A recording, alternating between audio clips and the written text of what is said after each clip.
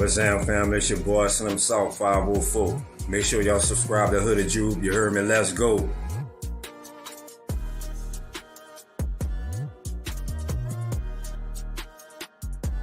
What's up, folks? This is John Barnes, and you already know this shit more than a game, man. You also already know that it's NOLA versus all y'all. And you also know that it ain't YouTube if you ain't subscribed to my dog, Hooded Jube. Come on, man, what are you waiting for? You already know.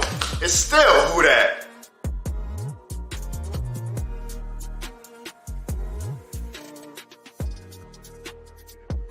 What up, family? This your boy DeRight, repping that Who Dat Nation all the way here in Florida. If it's YouTube, you gotta subscribe to my boy Hoodie Jube.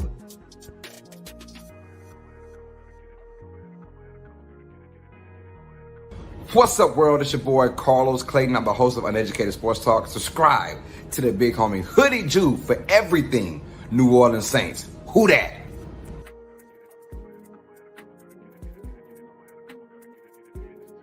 Hey, this your boy, Dog 17, the host of the Keeping It Real Who Dat Sports Podcast. Just want to remind y'all, go ahead and subscribe to my homie Hoodie Jube's channel. And like always, love.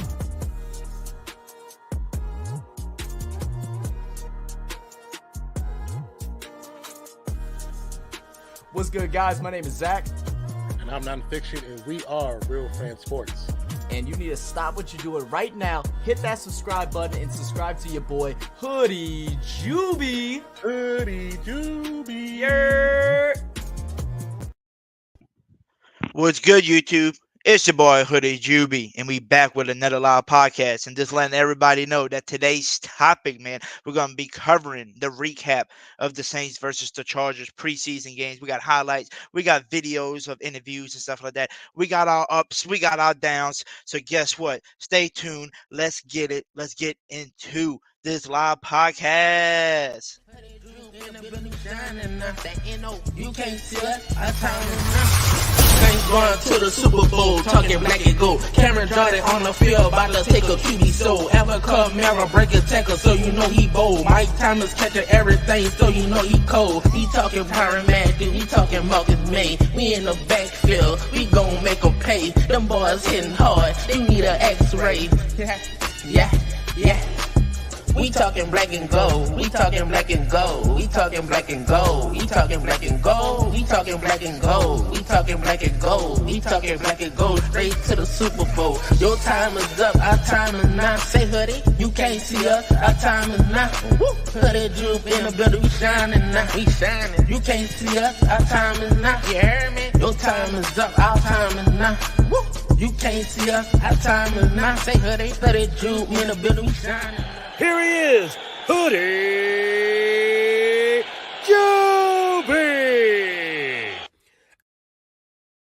What's good, YouTube, man? It's your boy Hoodie Jube, and we are back with another live podcast. And for those who don't know, y'all will know, there's no YouTube without your boy Hoodie Jube, y'all. I hope everybody's having a great Monday, man, because I know I am, man, and I am ready to talk some damn Saints football, ready to talk about this preseason games, ready to go over all the topics, who's all ups, who moving up on the depth chart, who's moving down, who needs to get the heck there, who needs to get the heck out of here because they just can't play football.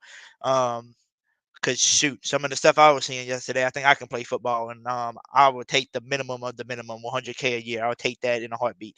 But yeah, we're going to get into all that topics. We got some highlight videos for y'all can see some of the highlights from the game too.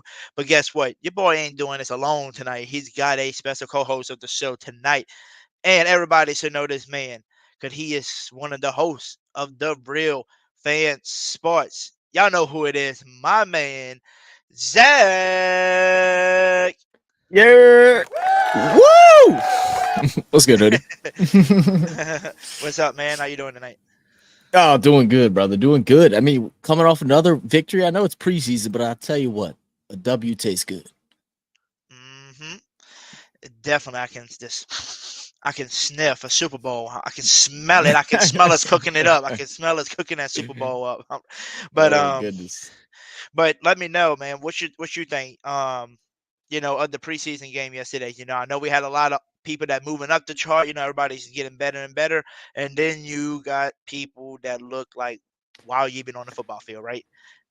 Yeah, I mean, the biggest thing is just defense, man. Like defense is stepping up from first strings down to the third strings for the most part. We had 2 picks, 5 sacks in Sunday's game. It was just phenomenal to watch. Yep. And there is a few players that we well, I'm not gonna lie, I would say we got a lot of players that I liked that I got moving up on our depth charts, but there's only like 2 things I listed that I didn't like, and Mhm. you know, Dennis Allen, basically in his interview and in the locker room, basically told both of those things, that one of those things, one of the major things that we didn't like. And I wanted to, let y'all listen to Dennis Allen in the locker room right after the game to hear what this man had to say to his boys inside the locker room. So here it is. That music cranked up here in just a second, okay? Here's the deal. Never ever take winning for granted in this league. Again, I don't care. Anytime you take the field, all right, and they are keeping score, we're playing to win, all right? So we accomplished goal number 1, okay? We won the game, all right, which was outstanding. Defense, 3 takeaways, outstanding, okay? Outstanding, okay? Kendre Miller with his first touchdown. I love it. I love it, okay? Now, here's what we got to do, okay? As I look at this, okay, there's a lot in this game that has to get cleaned up, okay? The penalties in this game, 14-4. Now, I don't necessarily agree with every one of those calls, but there's a few of them, all right, that are legit calls. And what we have to do is make sure we're continuing to work to clean up our technique and eliminate the things that have a chance to where we beat ourselves. You with me? Okay? We can't give up a 4th and 152 at the end of the game. You with me? Like, we can't do that. Those are things that are at the end of the day, those are the things that are going to keep us from doing the things that we're capable of accomplishing. Right? And so when we get back, let's make sure we have a critical eye on, okay, what did I do? How could I have done better? How can I be better the next time? Okay? And then let's focus in on getting better at those things and practice this week. So, Zach, so you heard what, Mhm. Coach Dennis Allen said. He was saying, hey, you can never, take away a win from us. Hey, we won. Cool, I'm proud of y'all. And then he got into the details saying, congratulations to Kendre Miller on his first touchdown. So Hey, thanks. congratulations, give him a hand, give our boy Kendre Miller a hand for, again, his first touchdown. By the way, an amazing catch, looking like Kamara out there now as You well. look good. And also, another thing that he was talking about, penalties, man. We have to clean up these goddamn penalties. Penalties cannot be happening because that is what's going to shoot you in the foot. It's going to cause you a lot of gains, going to cost you a lot of scores. And yesterday, was a close one towards the end. Towards the end, we started kind of screwing ourselves, but our defense held it down. But just think how much more points we would have scored if we didn't get 2 touchdowns called back, and having to Mhm. punt because of penalties and making us go 3rd down and 25 instead of 3rd down and 2 or something like that. It was just penalties that killed us. So, Zach, so one of my downs, that I wanted to start off with Mhm. is our backup O line. They are moving down my depth chart right now. I don't know what's up with the backup offensive linemen, false starts, holdings, Every all single kind of one of stuff. them, man. Yeah, like every single one of them has something to do, and it's not right. This team needs to get this stuff together because if a starter goes down, which we all know, and just Pete went down last year, Cesar Ruiz, Aaron McCoy went out a year or two ago with a few injuries, Ryan Ramchick, people get hurt, especially the big men on the offensive line. So whoever the Saints decide to, basically add as your backups, if somebody gets hurt, we need to make sure that we pick those right people that can fill in and produce at a high level because they letting all their penalties out now. I mean, you heard it. We had 14 total penalties for the whole team. Yeah, Not just on the O line. 141 yards. 141 yards of Yes, penalties. penalties yesterday, which is insane. That's literally a field of touchdown, I like mean, a field and a half, basically.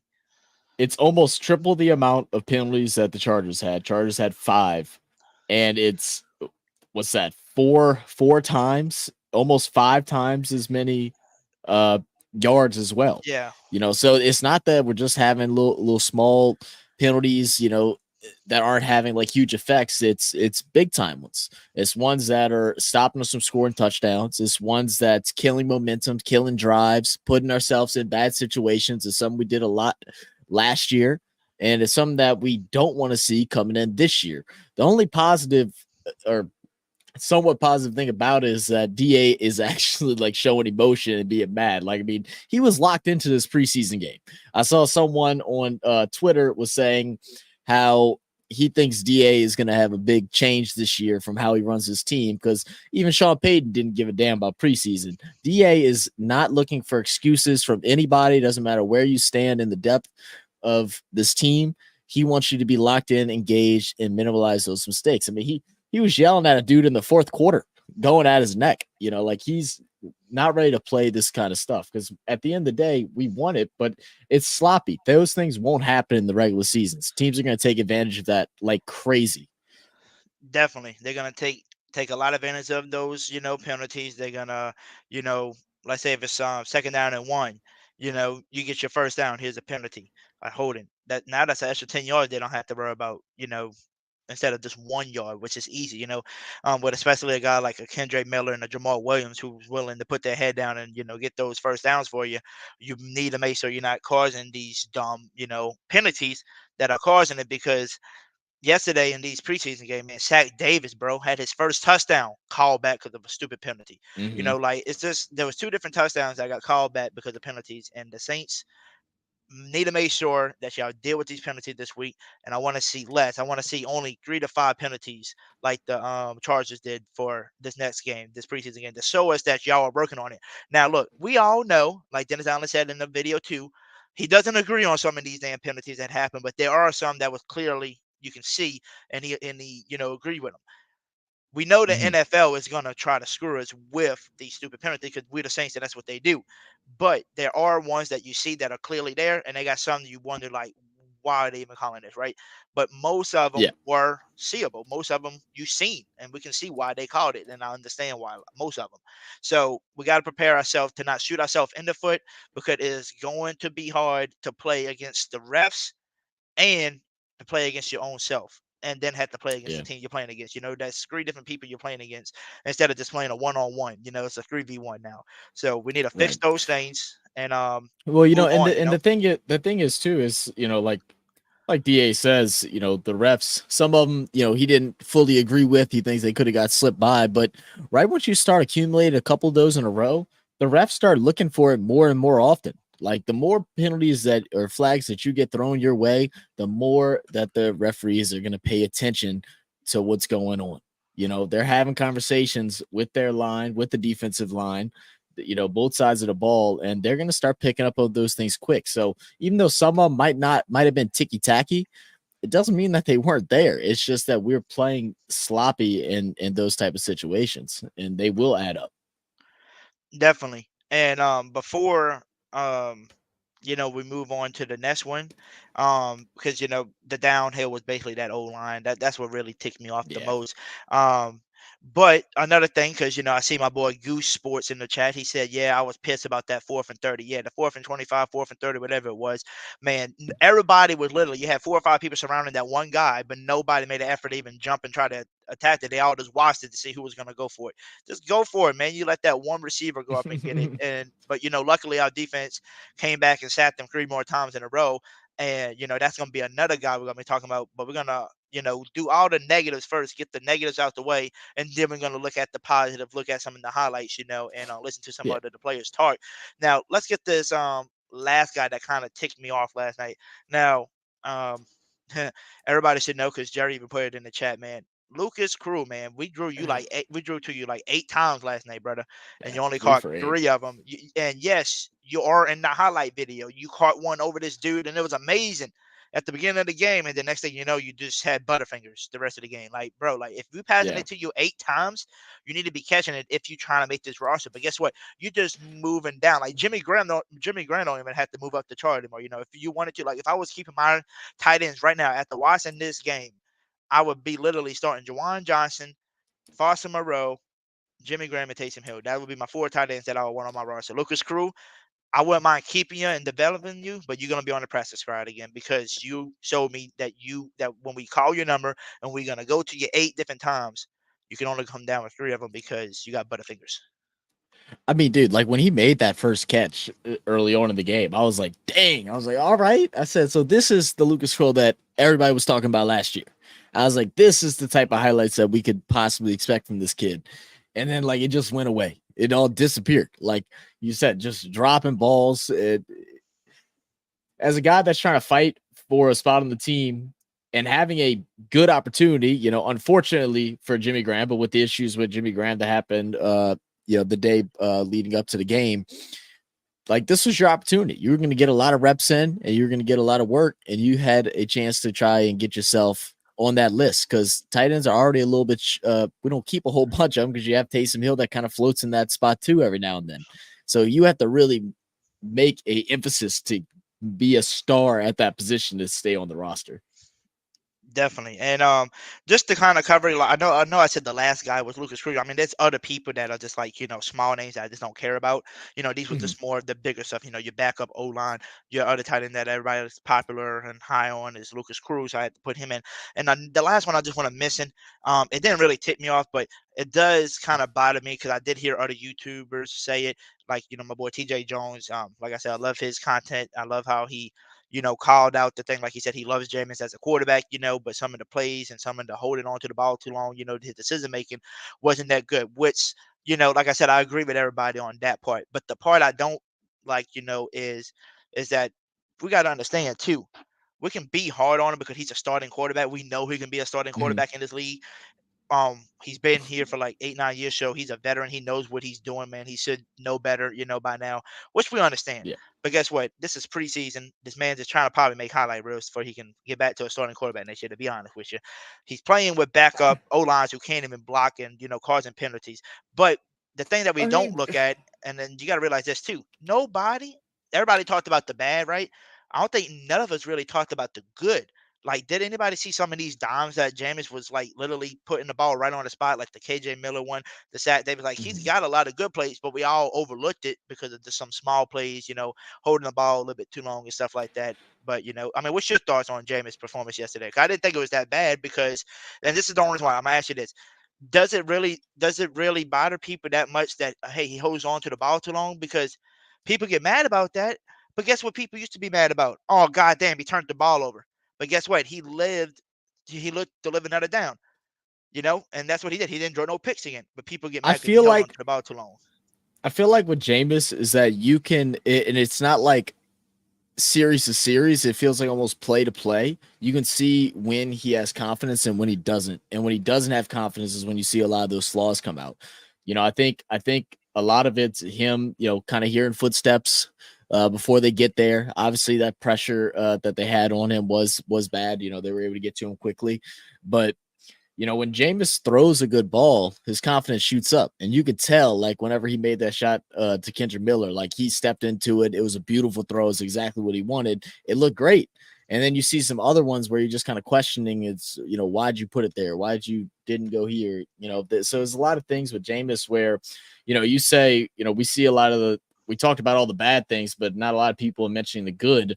But when you're talking about a guy like Jameis that was once a starter, should be in his prime, based off of his age, you don't expect him to still have inconsistencies like that to where you're trying to throw up a highlight reel to get back into a starting position somewhere. That's something that you say about a first, second, maybe even third year. But after 3 years, you should feel confident in where you're at that position, especially at quarterback. Like if you don't have confidence in moving that ball up and down the field, especially against second stringers, like it looks bad. It looks bad.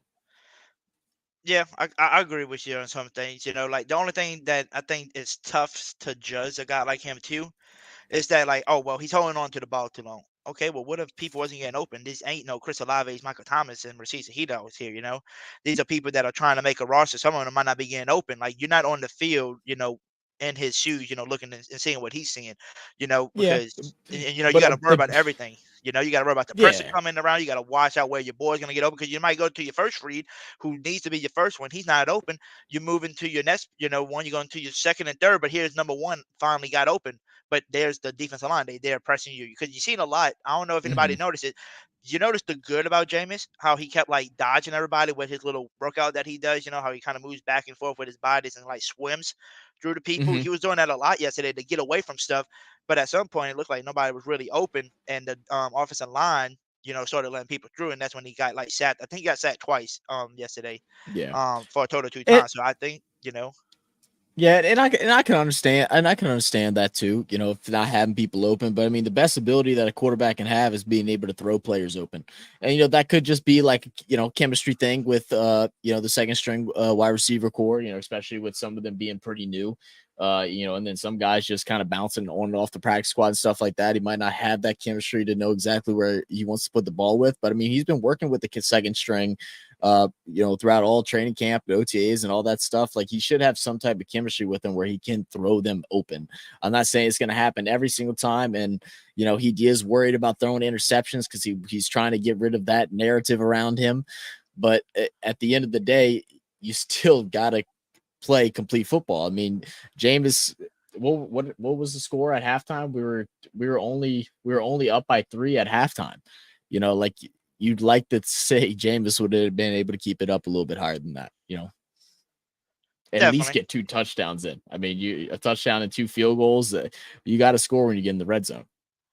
definitely, you got to score. But was it Jameis and him? He Was played it all the way. Jameis? He played for the first half. Jameis played the whole first half. No, I was saying, was it Jameis? Wasn't that the touchdown to Sat Davis that got called back, or was that Jake Hayner's pass that got called back twice? Um, Think that was Jake Hayner, but I could be forgetting. yeah, I can't remember. But anybody if remember, put it in the chat because I know Jameson and were looking good at first. The defense was looking good. We allowed some big plays. And Jameis, don't forget, like I said, you can't forget about the good. He did throw that bomb to Sat Davis towards the end in the second half to get us in field goal range, get us on the board before half, to go up by 3.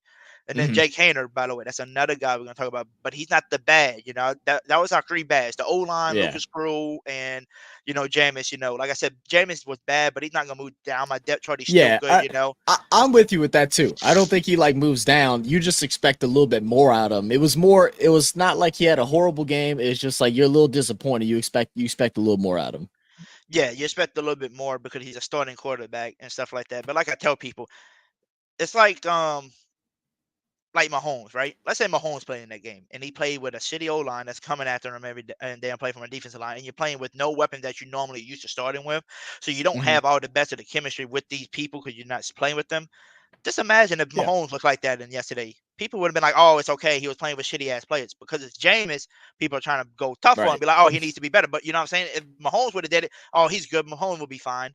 But just because it's Oh yeah. Jameis, they say different things, and that's why I try to tell people like, look at it as the same, but also don't overlook the good stuff that happened with him. So, like I said, Jameis been I working on agree. his footwork. Remember, everybody was making fun of him because of his offseason stuff a year or two ago, and look what it does. He was swimming through people, getting trying to move the chains for people and trying to keep the play going. And I know some people get mad at him holding the ball too long, but guess what? Would you rather him hold the ball too long and try to find a play and get open and take a sack, or would you rather him try to get scared, not hold on to the ball for long, and just throw it somewhere, and then it's picked? Yeah. Y'all get mad about turnovers, but now he's not turning it over, and now y'all get mad because he's holding on the ball too long. Like, what you want him to do? Like it's like he's Yeah. just doing the stuff that he I mean, needs to do to make sure I he doesn't turn definitely. it over. I mean, I'm with you on that. I mean, I definitely would rather him be more patient with the ball and either just throw the ball away or get rid of it and then throw interceptions, and create turnovers. So I mean, in Yeah. that case, I mean, yeah, I mean, it's definitely an evolution of it, but it's like now it's like just crossing the T's and dotting the I's to try and get his performance to where it can be to be a starter back in this league. Because I mean, what we saw yesterday doesn't look like a starter. It looks like one of the best second strings for majority of teams, but it doesn't look quite like a starter. Like Jameis, I think to be honest with you, you and me could probably name a few teams, like probably 5, 6 teams that he can start for right now. If you wanted to go put him on the Commanders, he can start. You go put him on a guy like the Steelers, he can probably outperform Kenny Pickett. There's so many different teams that got like new quarterbacks that are trying new experiences right now that Jameis can easily take over and be good with. Remember the Colts Yeah. wanted him last year, but they went with he decided to stay here with us, and then they went with Anthony Richardson now. So he decided to come with us, so that he had starting jobs out there. He just didn't take them because he rather stay here in New Orleans. And like he said, he knows himself he's not even 100% ready back. Like he said, he rather just heal Well, during the season the with the thing, Saints and the learn. the thing, if Jameis were to go to another team too, especially like a team like that, whether it's Commanders, Texans, Colts, he just knows he's going to be another bridge quarterback, and either he can just stay and develop here with the Saints, whether it's he says he likes the community, the people, and all this stuff, or maybe it's some type of relation he has with the coaching staff, and I don't know what it is, but he doesn't want to just go and be a bridge, because he's not gonna, once Anthony Richardson is ready to go, he's just gonna get subbed out. If like he would play for the Colts right now, he might start the first 3 or 4 games, but as soon as he makes a mistake, Anthony Richardson is going to come in. He's just going to be a bridge guy. He wants to be a starter somewhere and make a face. So he's got to clean up some things in order to do that. Definitely.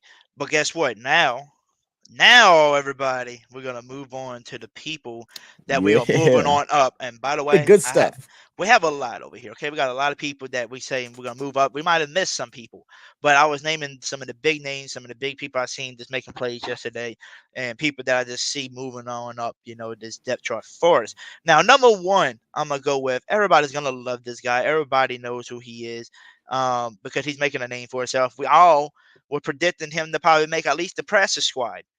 But with his performance so far in these 2 first games, I really do see him making the active roster. And I really do feel like if Traquan Smith does not become healthy soon and start playing, he will be on that practice squad, and I will have a guy that's healthy while that man's trying to heal and come back and just keep him on practice squad. And that guy is no other than my boy Zach Davis. That boy is snagging Man. anything that you're drawing up to him. He's getting it with that 6'5" figure of the body he has. So I'm just trying to tell Woo. people, y'all need to watch out for Zach Davis. Um, to me, he is going to turn into your next Michael Thomas, right? But not Michael Thomas, bully, you can't guard me type of guy. I'm talking about in the red zone, draw it up to me, and I'm gonna catch it over you. Basically, just throw it anywhere in my, area, and I'm gonna catch it for you. That dude's got a 6'5" frame. He's got the hands. He's got the highlights. We're gonna show y'all the highlights later of the whole Saints game and let y'all look. And you're gonna see a few catches by Sax Davis. So, what is your thoughts on Sax Davis so far with these 2 games? Man, I had to go look up who the heck this dude was. I mean, I remember when we grabbed him, but I was just like, I'm seeing his name. I'm like, who's this dude with dreads catching a ball like that? It was incredible. It was incredible watching him. And then even on that little heave into the end zone and triple coverage, he almost came down with that ball too. Realistically, he went 3 for 5, but really 3 for 4. And all those catches were great timing, great routes. It didn't matter how close the defender was, he was making the catch. Man, it was so fun to watch him play yesterday. Definitely. So, Sat Davis, man, I think he had 3 catches for like 50, 60 yards or whatever it was. He dominated with those 3 catches. That one deep one right before halftime, y'all gonna see in the highlights later from Jameis Winston and him connecting to get us in field goal range. One of them, he grew up, and caught one over somebody from Jake Hander, man. Like I said, this dude is going to be a dog on his team, and if you keep him on the team and develop this guy and keep feeding him and get him chemistry with Derek Carr and them. Oh my Mm-hmm. gosh, you're gonna have people watching receive Shaheed and Olavi on the outside with their speed. You're gonna be watching Michael Thomas over here because he's trying to catch, and then you got a 4th guy like A.T. Perry and Sack. This is scary. Imagine having this lineup. Imagine you go 5 receiver out wide. You got Michael Thomas, Chris Olave, Rashid Shaheed, A.T. Perry, and Zach Davis on the field. I mean, you're just adding so many different options to be able to run so many different schemes that have a lot more fun. Like if Pete Carmichael doesn't take advantage of the weapons that we're starting to really see that we have, he's doing everything wrong. Because, like you said, Traquan, I mean, look, we've been riding with you for a while. Most of us haven't been. We just been dealing with you. But when you got a guy like Shaq coming in the preseason doing what he's doing right now, the only reason why Traquan's there is just because of his being a veteran. Like, it's the only reason. I mean, you got, like you said, Rashid Shaheed, your speedy guy. You got Olave that can do a little bit of everything. You got MT. It's going to get those nice quick slants, little short to mid range routes, and then you bring in Shaq Davis. That's just going to get open at some point and catch it. Like, that's all that matters. He's going to be guarded by mismatches whenever he's out on the field for the most part. Definitely. Like I said, you just got so much talent, right? You got Seth Davis perform, you got A.T. Perry. A.T. Perry would be somebody on my, moving up list. He just didn't really, get as many, he got 3 catches for like 30 something yards yesterday, which is still good, But the reason why I didn't put him up on moving up, because everybody knows how A.T. Perry is doing. But Seth Davis has been under the radar type of guy. People want not knowing who he is. And well, the last 2 games he's been trying to tell you who I am. So I'm proud of a dude like Seth Davis. Now, one of the next guys that I want to talk about on moving on up, we're going to talk about him and also hear a video of his first interview, because this was his first game that he actually got to play since signing with the Saints. Can anybody guess who that is? Anybody? Can y'all guess? Oh, well, y'all can't guess. I'm about to put it up on the board. It's our boy Jalen Smith, man, linebacker veteran. That boy showed that he still got it. He's going to get to you right there for the play. I think in the highlights you're going to see him, with one of the first tackles in the game, nailed the crap out the running back when they passed it to him on like a little not wheel route, what you call it? When the running back, cuts out a little bit and cuts back in. You know what I'm talking about, but yeah. I got you. I'm forgetting the name too. Yeah, I forgot the name of it. But yeah, he ran that type of route. He was ready for him, nailed him. He stopped a great pass, with a coverage. Like everybody said, he knows what he's doing as a veteran. Like, he knows how to close it. Like, if somebody's trying to cut outside, he'll close it to get everybody to go back in, because that's where everybody's at. Like, he was just all over the place. And like I tell people, and like I've been hearing from other YouTubers too, they all been saying it. They said if the Saints decide to go back to run that 3-4, or I mean, is it 3-4 or is it a 4-3 I'm thinking of? That we just haven't ran in years, because we haven't really, kept that many linebackers basically to run the 3 linebacker set. But a lot of people are saying if we're gonna go back to that, which they said you've seen a lot of it in preseason so far, they said Jalen Smith is the dude to keep. He's a veteran guy that's gonna be a rotational play, basically where Caden Ellis and them, Jalen Smith can probably get Russ, blitz on the edge if you need him to. He can, like I said, he can cover. He can hit hard. He knows where he's going. Like I said, he knows what he's doing, right? So, what is your thoughts so far on Jalen Smith first game? I think he did amazing. Yeah, I mean, he, like you said, he's a veteran. He kind of came into here with just minimal practices and looked like a star. You made an immediate impact. Any type of veteran leadership is always good to bring in. And even though we don't normally keep all that depth, I mean, it doesn't matter. The fact of the matter with the Saints is that our defense is getting a little bit older. Even though he's, a veteran, doesn't mean that his usage can't be sorry, that got mixed up, but like, he can't be used properly in the scheme of things. I think it's a guy that's going to come and fit right in, just like how he showed today. And any type of depth, I'm down with that, especially the way that we've been injury prone the last several years. We get some better depth pieces. I'll take it. Now, can we please go get some depth pieces for our line? That's about all I have to ask. Definitely, man. We definitely need to get some pieces on that O line, like I said, because the backup O line didn't look good at all. That's who was on our downfall that we was talking about. But speaking of Jalen Smith, right?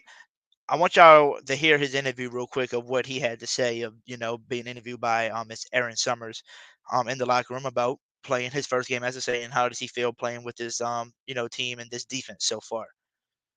Yep, let's see. Able to get on the field for the first time as a Saint. How was it? It was a wonderful experience. It's a blessing to be here. The brothers welcoming me in the right way. Just happy to be able to contribute. You were flying all over the field in the first half. How comfortable were you feeling out there? Feeling very comfortable. I've played in a system like this before. When you got guys out there that you trust, and we all have a will to win, so that's really what drives me to keep going, for sure. What have you enjoyed about being a part of this defense, the way that they play? Just, I've always had a great appreciation for the Saints defense from afar. just really understanding their tenacity, how they fly to the football, how they celebrate each other, after everyone makes a play, individually. It all adds to that team aspect. So it was very important for me to get in here, during preseason to be able to be a part of that, team camaraderie, building that trust. So I'm just thankful to be here and, to add value as well. How beneficial was it to come out here, get the joint practices and some of that work against another team all week? It feels great. Anytime you get a chance to go hit, someone else, other than your teammate is always a good feeling. And then it adds to that preparation to be able to compete on Sundays. So, said it's just good to get to hit somebody. Yeah, it feels good to hit somebody else other than your teammate. So you heard what he said though, like with him saying basically, it was good to come here during preseason, while it's still preseason, so he can get his, chemistry up over here. He said he's always been interested in a defense like the Saints, even when he played for like the Cowboys and our teams, he was interested in a defense like this.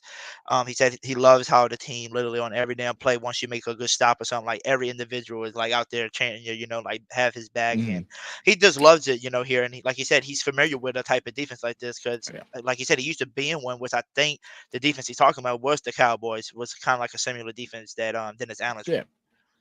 Well, I mean, the thing is, and I know like most players coming in, especially, vets that have been around and they have their PR skills and stuff like that. But every time we bring in a vet that comes down here and play for New Orleans, it's always the first thing that comes out their mouth whenever they get interviewed. It's just like how at home they feel, like they instantly feel a connection with the city, with the team.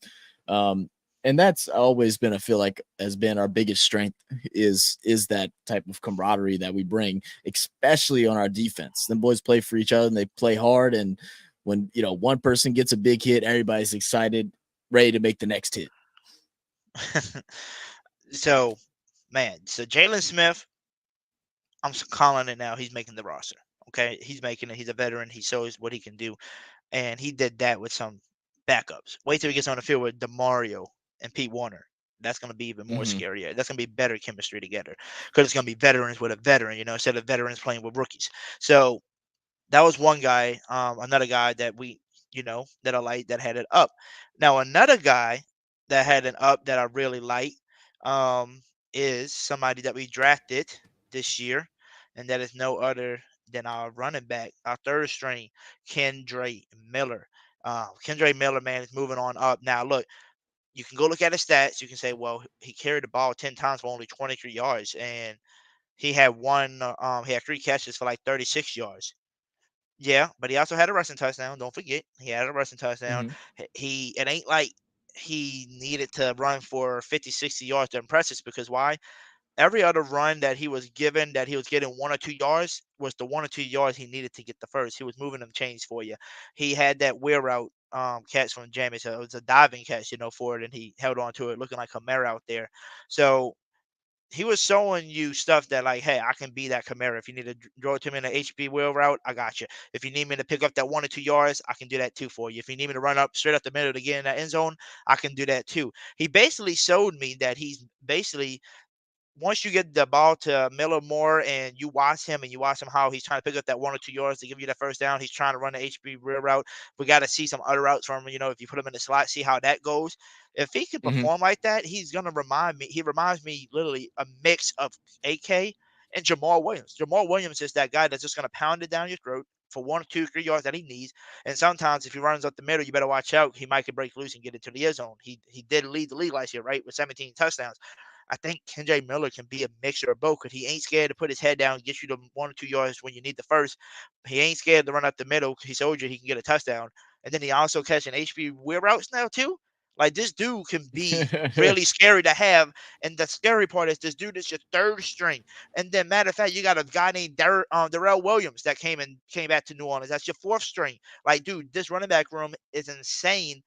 Now, I need to stop letting Hoodie Jew get all excited about this Kendre Miller, So let me excited. There's nothing wrong with that. Let my boy Zach, tell him, Zach, tell everybody what your thoughts on Kendre Miller.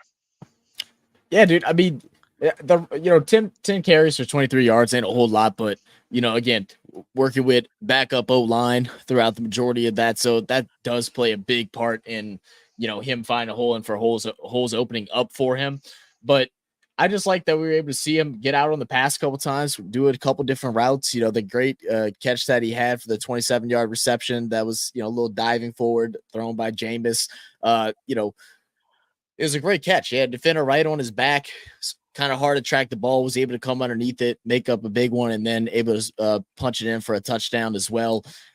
It's a great moment for him. I'm glad he was able to showcase it, and I'm excited to see how that dynamic is going to be. At first, knowing AK is going to be out the first 3 games, I was just kind of curious how long it was going to take Kendra to develop. We went and grabbed Darrell Williams, and I was like, all right, well, at least we got 3 and somebody will get something going. But after watching the game the other night, I was like, I think he's going to just fit right in. I think he has a lot of different abilities that we can utilize that'll keep the defense off guard. It's not like you bring him in, they're like, oh, well, we know they're going to do a pitch or they're going to run it up the middle or this. Like, he can do a little bit of everything. So it always keeps the defense guessing. I think he's going to be really, really fun to watch. I mean, a lot of people think he's, one of the better running backs in the draft last year. So I want to see how he proves it coming out of TCU. Definitely. I'm just ready to see what he's going to do. Hopefully he stays healthy for the next game too, through preseason, make it through. And then we're going to probably see Jamal Williams, Kendre Miller, and Darrell Williams being your 3 running backs while AK's gone. And then the Saints will have to decide what they want to do with Darrell Williams. Do they want to keep him, release him?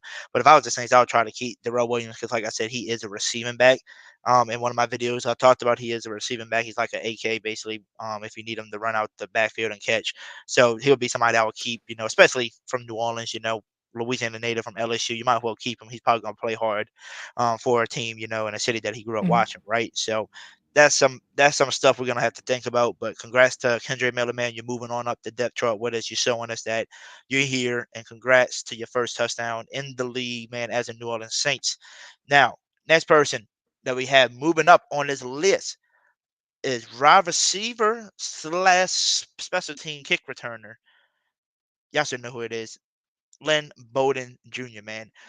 This dude's been impressing me a lot in the last 2 games with his return game and as a receiver too, making some big plays. He had a big play too as well last night, Lynn Bowden. I think he had like a 30-something yard game at receiving, and he's had some nice good returns. I don't know what it is, but the last 2 games, it just seems like everybody, like, he wasted the last seconds to decide if he's going to take off with it or not, and people just fly right by him because he just does one little move and everybody's sliding next to him, and he gets like an extra 10, 15 yards on the return for you, and that's what you need, right? And the question is, will Oh, Lynn yeah. Bowden take that not receiving spot, that return spot for Rashid Shaheed when he comes back?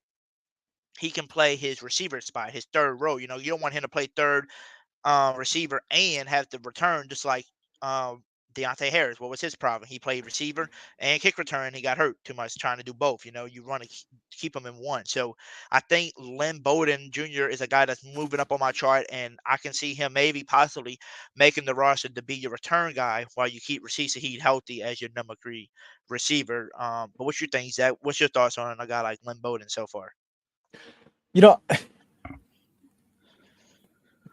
See, I don't really want Rashid, even though I think Rashid Shaheed is good, would be a great kick return, punt return, but we've seen it. He was great at it in college and all that stuff. But I'd like to see him continue to develop as an actual wide receiver. And, you might throw him back there in like special occasions, kind of like how the Saints did with Reggie Bush back in the day. It's like, you see a couple games where he would do it, and then you have a couple games where somebody else would step into the place. And I feel like Bowden can be that guy.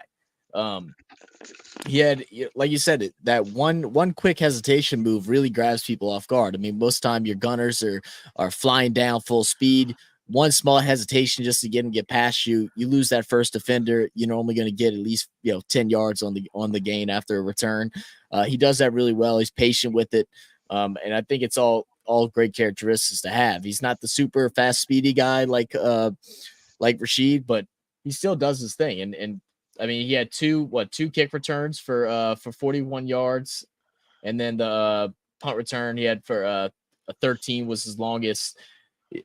You can't beat it. I'm not mad at it. The only problem worry that I have is we're talking about other guys in the receiving core with Shaq, and all the depth pieces that we have, where does he fit, and who gets cut to try and keep him?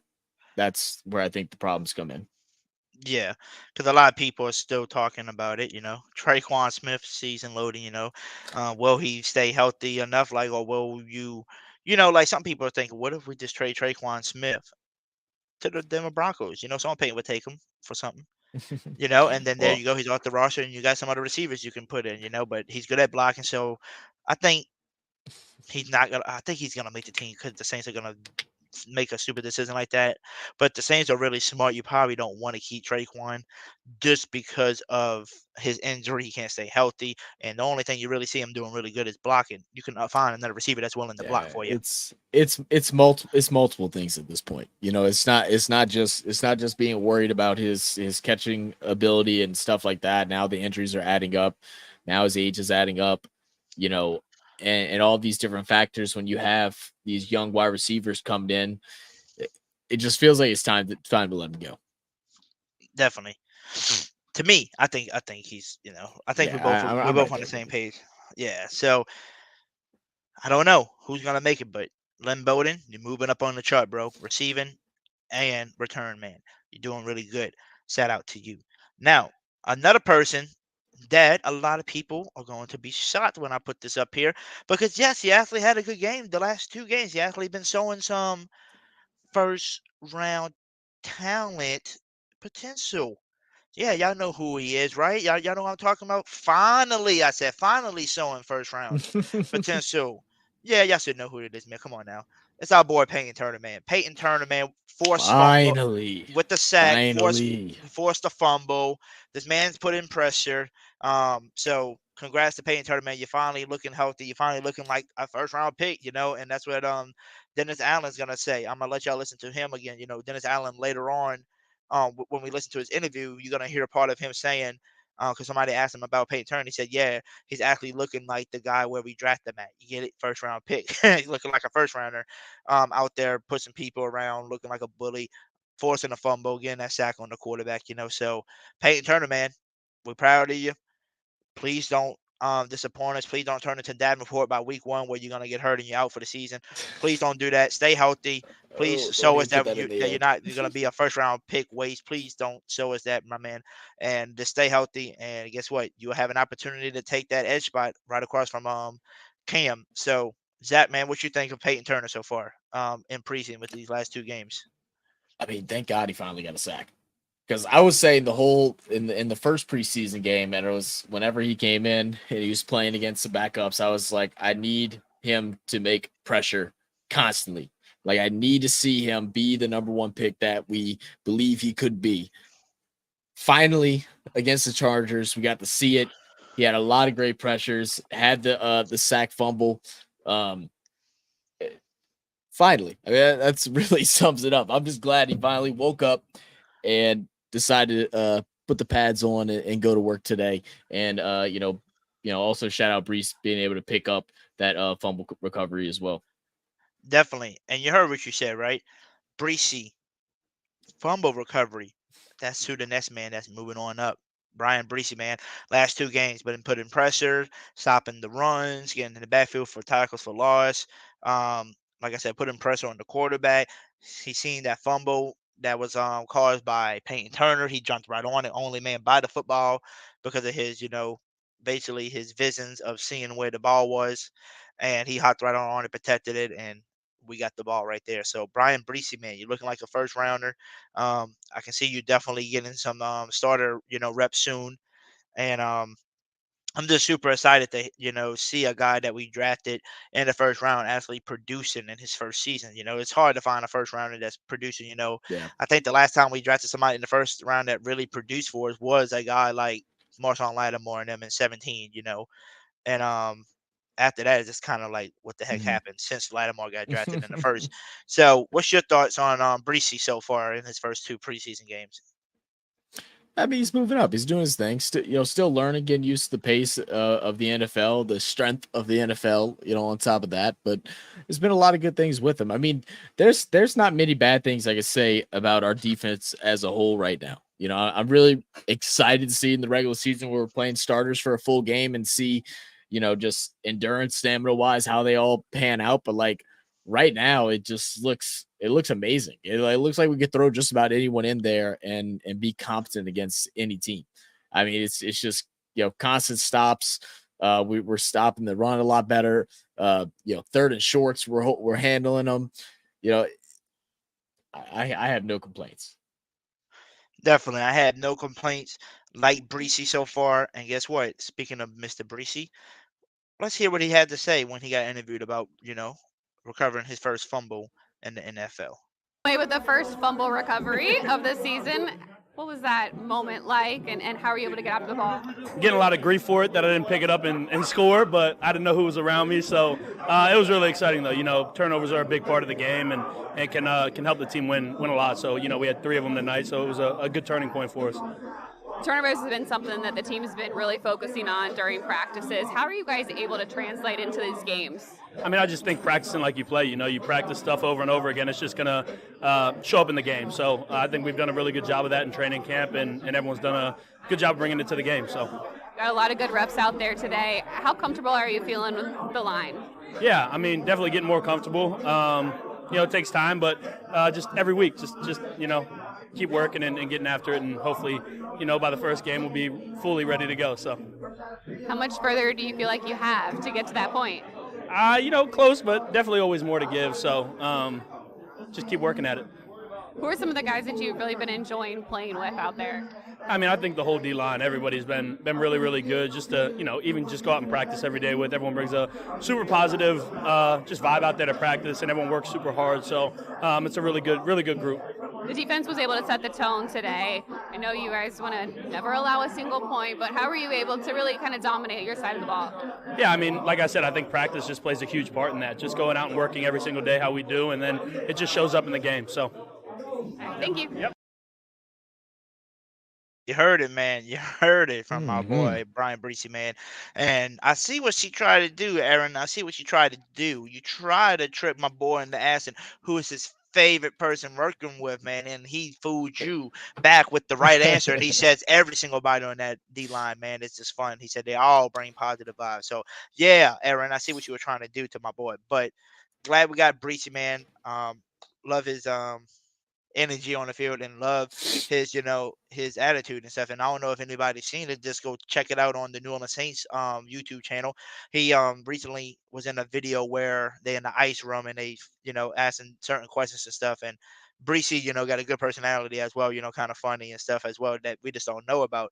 And it's just good to see a guy like Breesy, man, because like I said, we all were wondering with the Breesy pick, was he going to perform like we know he can, because of the injury that happened to him. Remember, he came out of high school being the #1 prospect in the world, going to Clemson, performed really well his first season. Second season, tore his ACL. Third season, he's having drama with the family, lost his sister to cancer.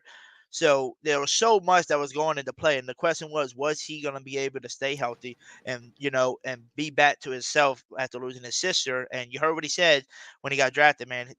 This NFL stuff is going to be for his sister. He's going to play for her.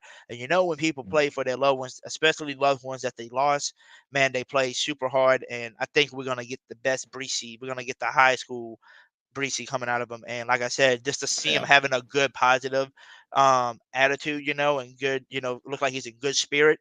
That shows us right there, man. He's in a good place right now, and I think we're about to see a great season from a guy like Brian Breesy. So, what's your last thoughts on Breesy so far? Yeah, I mean, like the fact that he's been through the injury, the sister passing, and the different things like that. Even though as Saints fans, we hear injuries or recent injuries, past injuries, we kind of get the goosebumps. We get a little nervous. It shows resilience. I mean, it says a lot about his character, his development. Going through all of that, going through that whole process, getting drafted into the NFL, and now playing is kind of a big just sigh of relief. And now obviously he's getting in there and he's put in some work. He's loving being here, loving hanging around, working with all the different players that surround him all on the line. And he's going out making big things happen. And so like a big up to him. And I hope he continues playing like this, man. We need it. Definitely. We definitely need it. And I think he's gonna fit in perfectly with a guy like Saunders and Malcolm Roach, and I think they're gonna fit perfectly. Those three gonna be your big ones, and Nathan Shepard's gonna be another one. I think we're gonna have to watch out for. That dude's just big and physical. He got in a fight with McCoy, so I'm ready to see what he's gonna be. With other people and see if he's gonna be getting in fights or not. But we'll see. But another person that I got on the list, moving on up, it's not just one, it's two. I had to put them both together because I didn't want to put Uh-oh. them separate. I didn't want to put these two separate. But guess what? That's our special teams. It's our kickers, man. They're going neck and neck at each other. Blake, Groupie, and Will Lutz, man. They ain't. Once we brought Blake in, Will Lutz, man, has not missed a kick. He knows he's got, his job is on the line with a guy like Blake, and Blake has been killing it. They said, been going neck to Mhm. neck, making everything that he's making. They've been competing back and forth. So, they both moving up on the chart. They both making stuff in preseason that we need to see. And I can't wait to see who we finally go with. Do you go with the veteran or you go with the young buck Blake? So Zach, what's your thoughts on these two kickers so far? Athlete been able to, Athlete Will Lutz having competition for once, right? Well, I mean, it was good. It was good to see Will Lutz knock down a big 51-yarder. I mean, he definitely hasn't seemed the same since having that abdominal injury. It's such a tough injury to go through, especially as a kicker. I mean, a lot of your strength is coming through your core as you're kind of winding up there. So it's going to be interesting to see how this thing battles out. I mean, we all have trust in Lutz, but last couple seasons there's been some hiccups, some obvious misses that we're not used to seeing from him. Is he fully over that? If is he fully recovered from his injury? Was that the reason? Um, but I have been seeing rumors on Twitter that um, it looks like Sean Payton and the Broncos are going to go ahead and trade for one of the two. So this next week is going to be huge for which one we decide to keep, because it looks like whatever one of the two gets dropped is going to go to Denver. The funny thing is, let's say you traded Blake and you cut your veteran Will Lutz, right? Let's say that's the case. Dude, you trading a kicker that was undrafted for a pick. That's a plus right there. Oh yeah. An Yeah, undrafted player I think they said coming for a I pick. think I think he from what I saw, I literally saw right before we got on here. I think they were saying a 6th-round pick is what the trade would be for. Um, so I'd like to see Blake take some longer ones in game. I mean, obviously there's no way to like set up for that. You know what I mean? Like they're not gonna be like, oh, we're here at the 35. We'll go ahead and kick the ball. So like it's a situational thing, but I definitely would like to see him take some long ones. I mean, we know he's got that clutch gene in him, but it's just preseason, so the pressure really ain't all there. Maybe it was for him just because rookie, but my gut wants to say go with Will Lutz just because it's something that we know, it's something that we've seen and know what he can do in big moments. But at the same time, with his injury history and just how things have kind of been on the decline a little bit the last year, I'm not against running with the young kid. Definitely. Like I said, we've been having Will Lutz for a while, for about 6, 7 seasons now. So, is it time to move on to somebody else like Blake, a younger guy who's competing just as well with your veteran? And you never know. You never know when you might see Will Lutz right, back with the same injury. But hopefully not. We'll see who the Saints decide to go with if they even decide to trade anybody. We'll see. But Zach, the last person that I got on here for my moving up. We saved the best for last because he was my MVP of the game, especially MVP of that fourth quarter to close out the game. Everybody should know who it is. And all I got to say is Isaiah Foskey, um, Peyton Turner, all y'all defensive ends that's over here trying to fight for that defensive end spot. Y'all better watch out for my boy that's moving up on here, Nico Lalos. I think that's how you say his name. Y'all better watch out for him. That man in the fourth quarter came up with 2, I think, straight sacks back to back. I mean, three sacks, 4 tackles for a Yeah, loss, yeah, 5 total tackles. He was everywhere, man. yeah, everywhere coming off the edge, getting 2 back-to-back sacks to seal the game for us. And put pressure. And by the way, I don't know if anybody noticed, he went back-to-back sacks to make it 4th down and long. And with that, Mm-hmm. on the fourth down play at the end of the game when they went for it, this man was in his face to put pressure to make him just throw the ball randomly up in the air to where Lonnie Johnson got the easy pick because Lalos was in his damn face again. Like Lalos might have a good chance of moving up on the roster, but the crazy part is how are we just hearing about him? And I found out when I was searching up some pictures about him and stuff, he was on the Saints before, on practice squads and pre and camps and stuff. But it seems like this year something's different about him. He's actually out there in the preseason making highlight plays like this. And all I gotta say, if Nico comes out next week and they allow him to start instead of actually come out late in the third, fourth quarters to come out and play, and he actually performs like he did in the fourth quarter, he definitely will have him a spot somewhere on the roster or the practice squad because man, 3 sacks, 4 tackles for loss, 5 total tackles. That's very impressive. So Zach, what was your start on Nico? I mean, look, the clutch gene isn't something that you can learn, and he came in the clutch big time. Forcing the back-to-back sacks.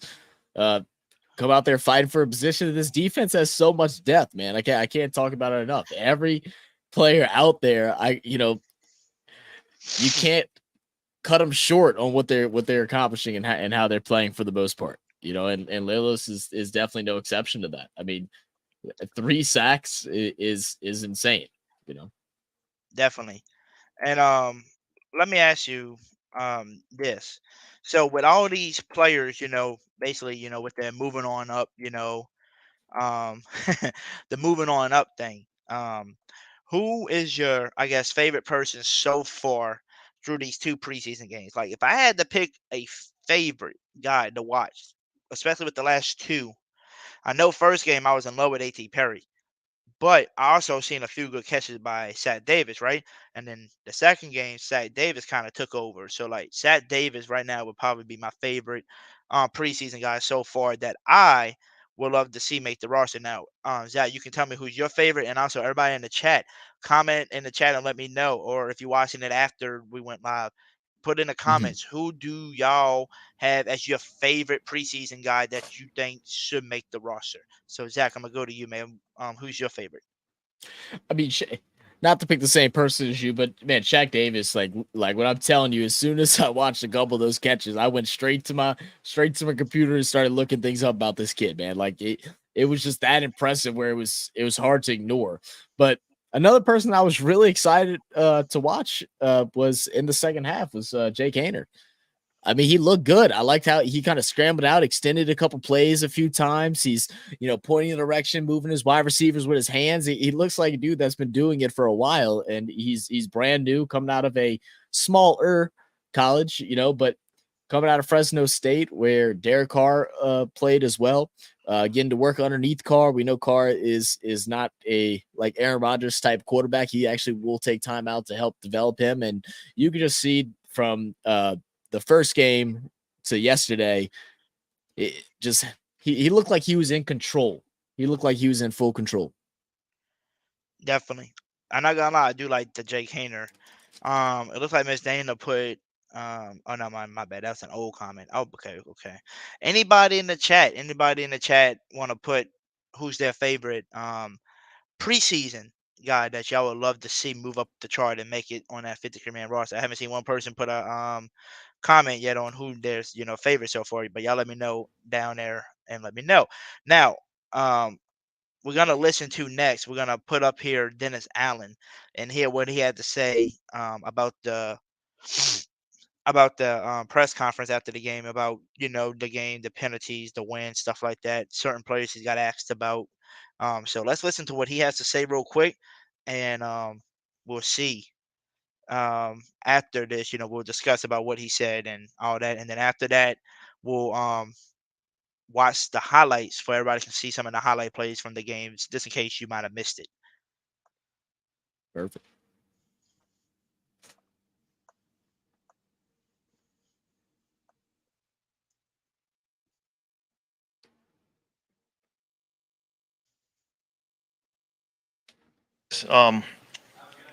So look, again, never take winning for granted in this league. It's good to win. So I was pleased with that. I thought we did some good things. It's nice to see Kendre Miller, a couple of plays there. Nice run for the touchdown. Good route and good reception to get ourselves down there. That was good to see. The 3 takeaways defensively was a positive. I didn't like the penalties. It's way too many. So that's something we got to get cleaned up. I didn't like the 4th and 23 there at the end of the game. That's got to be better. You can't allow somebody to do that. And I didn't like the fact that we let the quarterback run way too much. I think they had about 120 yards rushing, and 60 something of it was quarterback scrambles. So that's got to get cleaned up. But look, we won the game, and I'm pleased about that. But there is a ton of crap that needs to get cleaned up. Dennis, the news just broke that you guys canceled joint practices next Yeah. week. Why is that? Yeah. So D'Amico reached out to me this morning and wasn't sure that they were going to have. They had a lot of guys get injured this past week, and wasn't sure that we were going to be able to have productive joint practices. So we thought it was better to go ahead and cancel it and just be able to play the game. So. Look, sometimes those things happen, and we were both in agreement with that. So we'll work on our own. And we got a lot to focus on, a lot of improving to do. So Dennis, how did you feel your first defense played for that first quarter and a half or so that you had them in? yeah, look, I thought it was pretty good.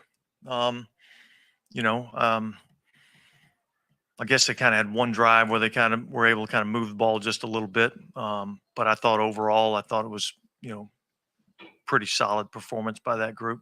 Specifically to that, what did you see from Jalen Smith? I know that he was somebody that caught your eye this week. Yeah, look, he made a heck of a play on the 3rd down, out route to the tight end. He's basically man-to-man coverage there. So that's the one play that kind of stands out to me a little bit. I'll have to go back and look at the tape, to see exactly how he played, but it looked like he was flying around out there. So it was fun to watch. Dennis, that play from Peyton Turner, the sack, forced fumble, it's kind of thing he's done all training camp. Talk about that one moment. Yeah. Look, that's kind of the stuff that we've seen him doing in training camp, and that's why we drafted him where we did. And I think, here's a kid that has had a lot of injury issues, which has forced him to miss a lot of time. And so therefore he's missed a ton of development. And so, it's been an unfair assessment of the player up to this point. But I do think he's had a good camp, and I do think he made some nice plays today. Yeah, can you kind of describe the last 36 hours or so? Hurricanes bearing down, and then there's an earthquake. Yeah. Listen, I'm waiting for the officials to come in and meet with us. We got a hurricane coming in. My phone's blowing up with an earthquake emergency. And then the officials come in and say, well, it's technically an outside stadium. So if there's lightning, we might have a lightning delay. I'm like, what the hell? So yeah, look, there's been a lot. I thought it was a hell of a week just in terms of the productivity of what we were able to get accomplished in the joint practices and then be able to play the game. So that was all good. I'm ready to try to get back home and, get ready to go back to the Dome next week. I think we've asked you a lot about Kendre in the passing game, both as in pass protection and as a receiver. What do you think of? Look, he had a blitz pickup tonight, and he had that really nice. Yeah, look, he's getting better at all that stuff. He had a nice protection the other day in the practices too. So look, each day he continues to get a little bit better. Obviously, we've got to keep him healthy and keep him out there and get those reps. But you can see the talent level. He's a talented player, and so that's what we're excited about. Dennis, the day from Shaq Davis, a couple of contested catches. Yeah. It's unfortunate that he got the one touchdown call back. But yeah, that was good to see. Like, he's a big, long receiver. And I think that's going to need to be his world. I think his world's going to have to be, playing big and being able to make contested catches. So it's good to see when he does. What was the situation with Hainer having to leave for a few plays and be able So the spotters upstairs. Um, I'm assuming it was the spotters upstairs. It was either them or the officials on the field. I didn't get an explanation of that, but I knew what it was that they were bringing him out for. So we went, had him evaluated. Um, you know, our doctors and they went through the whole protocol and they said he was cleared to play. So he went back out there. Yes, I know you said it on the pregame show to your TV guys, but can you just update where things stand with Jimmy? Yeah, look, Jimmy's with us. You know, he's healthy. Um, he'll have some more testing to go on. But you know, look, he's a little shook up, but yet overall, you know, he's doing okay. Dennis, on the one where the Chargers quarterback kind of ran in free, you pulled Foskey off to the side after that play. Can you share just the conversations you've been having with him in camp? Yeah, look, I mean, I think that was a play that I thought he should have been able to finish and make the play. You know, and so I expressed to him that I expect him to be able to make that play. That's why we drafted him where we drafted him, and so now that being said, man, I've seen some improvement out of this player. I've seen him cut it loose a little bit, um, but yeah, I mean, you know, I hold him to a standard that, you know, a standard of expectation that, um, you know, he should have made that play. That's the way I feel. Dennis, you guys have had kind of a long look at Nico Lalos, and he's been around for a little bit. It's a pretty big game today. Yeah, look, you know, he's a guy that's worked extremely hard. He was on the practice squad last year. Um, you know, he went and played in the XFL this year. I think that was good experience for him to get out there and play. He's been putting some good stuff on tape. You know, it's a position that we're pretty deep at, you know, so there's a lot of competition there. So, you know, we'll evaluate where that tape was, but he did do some good things tonight. Do you have any update on Calvin Throckmorton? So he left the game. No, he left the game with ribs. Yeah, you talk about cleaning up penalties. What are some of the things you do when it's kind of? Well, look, so the pre-snap penalties can't happen. You know, that's just a total lack of focus, and so that's got to get cleaned up. And then really, you got to look at the tape, and you got to determine from a technical standpoint what could you have done better technique-wise to put yourself in a better position. You know, specifically on some of the holding calls. And look, from my vantage point, I probably don't. I don't believe they were all holding, but the flag went down and they threw it, and so we got to look at it and see what we can do better. And just in terms of the OPI, the Niners had 2 in a 3-play span. Is that just kind of a technique thing? Yeah. Look, I think, you know, on that particular play, you know, he's kind of running a little slant route. The DB kind of jams him, so, you know, the official explained to me that he thought that he really wasn't really running a route, and so we'll look at the technique there. But all those are teachable moments, and that's part of what the preseason is all about. And so it's kind of the biggest thing you took away from this time out here with the team. And what did you learn about the guys out here after a couple joint practices? Well, look, I mean, I think we got a pretty good team. So now we got to go out and prove it on a weekly basis.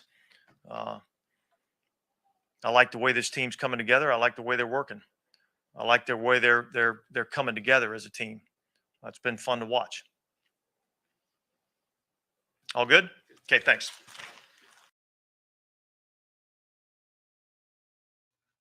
So y'all heard it. Y'all heard it from Dennis Allen, man.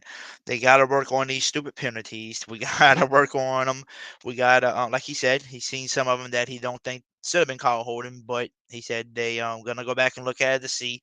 But you know, like he says, man, he gave credit you know, to this, you know, to his team because hey, we did get the win.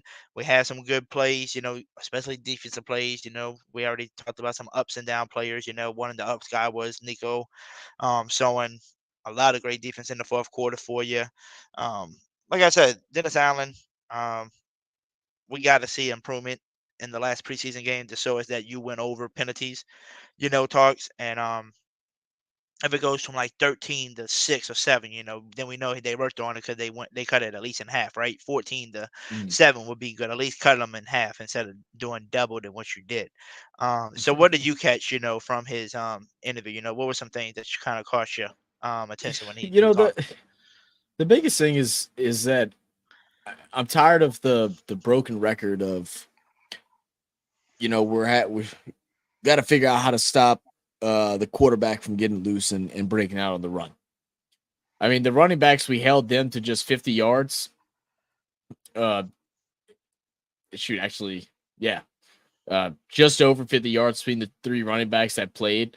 But Easton Stick had 63 yards off of 7 scrambles, and 2 of those which leaded to touchdowns.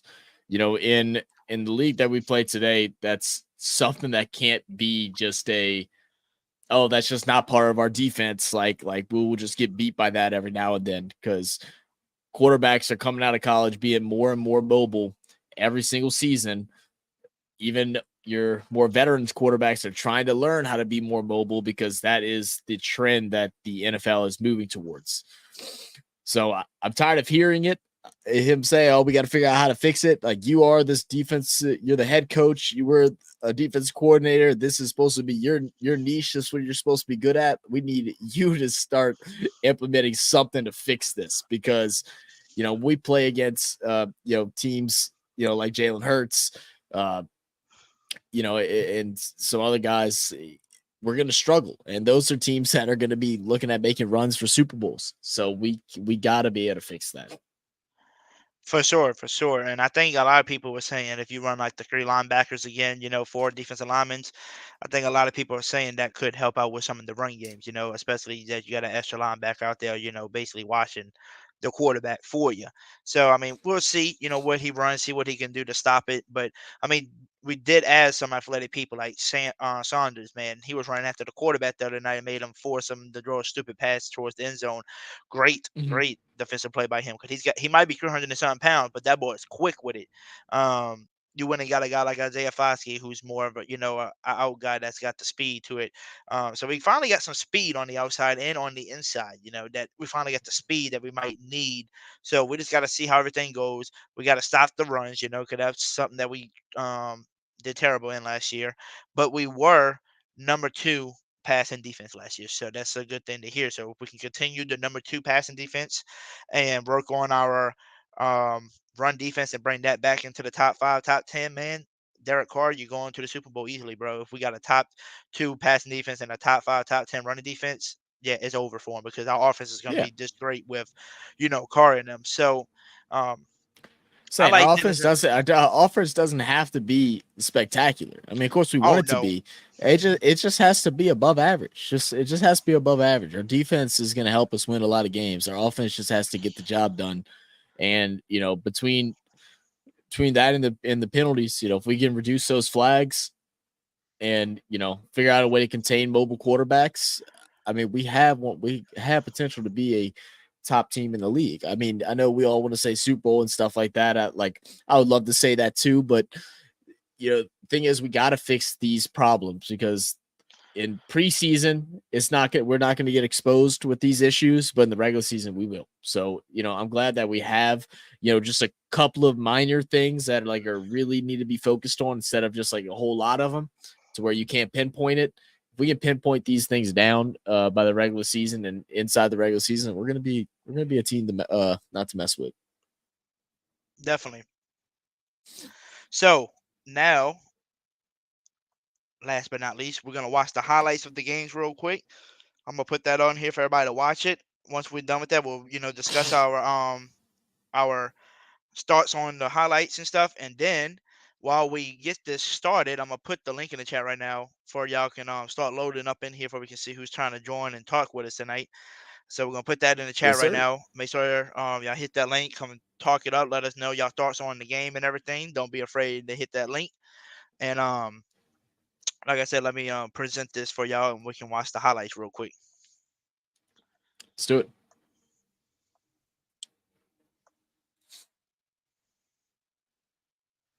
Leader that they require. Chargers 0 for 2 on third down so far, make it 0 for 3 as Stick misfires. He was looking in the direction of Hightower again, and the third 3 and out for LA. Stop calling me sir. I'm your teammate. Winston, another one, swing it. Oh, good space to work with, and there goes Bowden. Finally dumped across midfield into Chargers territory. Raheem Lane with another catch-up job, but not before it picks up 32. One of the biggest things he's tried to work on since high school was forgetting the early negative plays to make sure it doesn't impact the rest of his game. Stick in trouble, loses the ball, and New Orleans jumps on it. It's the first-round pick, Brian Preseason out of Clemson, and just like that, the Saints are in business. But Pro Day was off the charts. 29 reps would have been tied for third amongst D tackles at the combine. Ran a 4.8 40. Winston lofts it, sideline, caught over the shoulder. Beautiful throw and catch. Right in stride to Miller as he was being guarded by the rookie Henley. Bowden in motion, handed to Miller. Right up the gut, and he's in. Touchdown, New Orleans.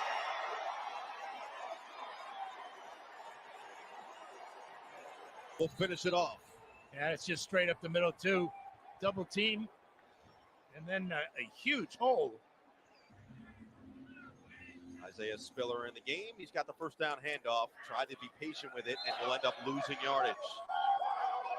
Maybe back to the line of scrimmage. Malcolm Roach was on him in a blink. It's how together these guys are. Third down and 8 for Winston. Lost one. Oh, what a grab. Lucas Kroll holds it in right in front of All went downhill for Kroll after that one. 15-yard pickup.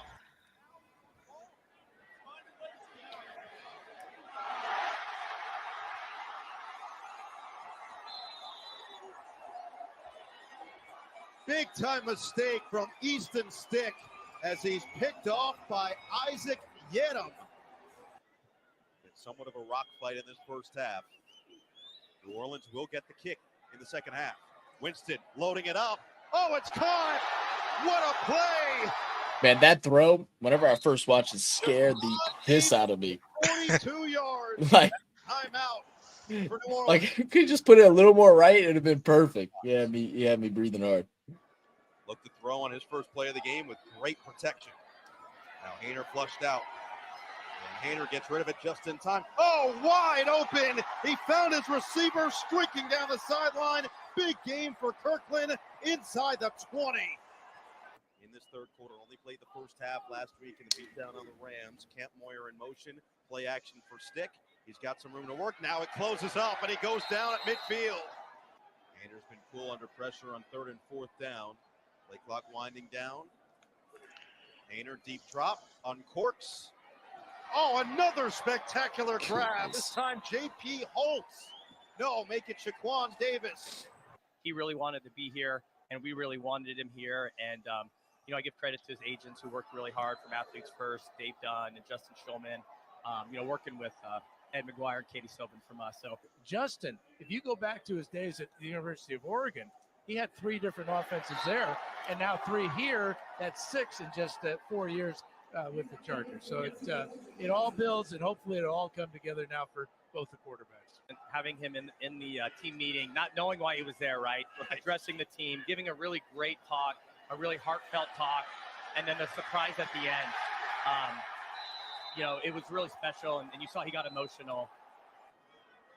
What can he do here? Stick feeling the pressure. Has to get rid of it. He's not going to do it. It's Lelos again.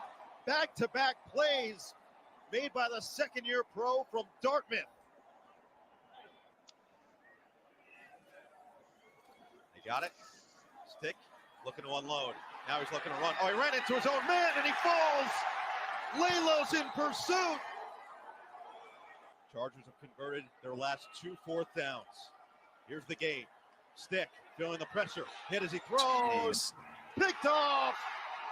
Just in front of the goal line. Taken away by Lonnie Johnson.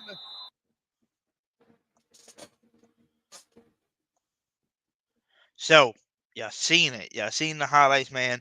So, what was your thoughts on some of these, highlights? Like especially Sat Davis with two more amazing catches, like we said earlier.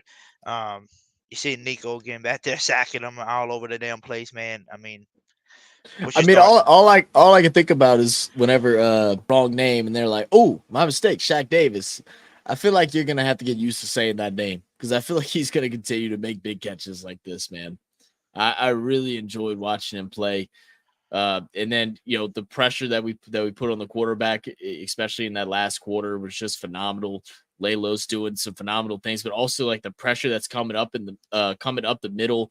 They were able to contain him inside. Weren't allowing him to be able to scramble and bounce outside.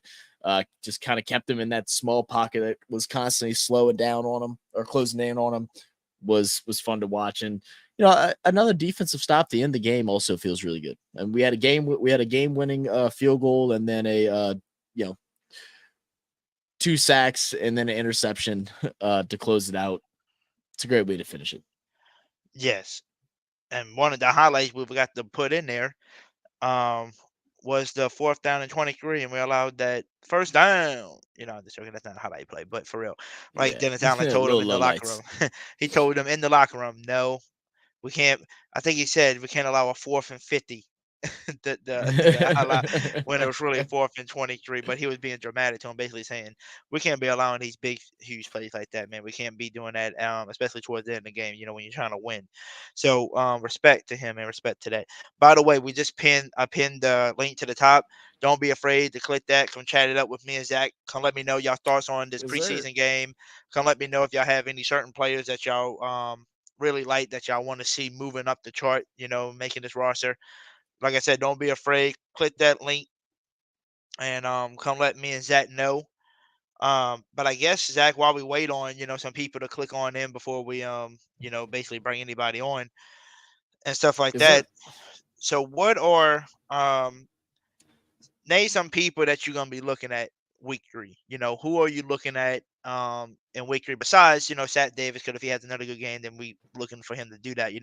But who are some other players that you might have heard make some noise in the first game, but second game they were kind of quiet, and you kind of looking for them to bounce back again in week 3? Is there anybody kind of on your mind? Like me would be Foskey. I'm waiting to see Foskey explode. Because this game he actually got some pressure on there on the quarterbacks this time and stuff like that. He just never really got the sack that we looking for. So anybody that you Yeah, thinking of?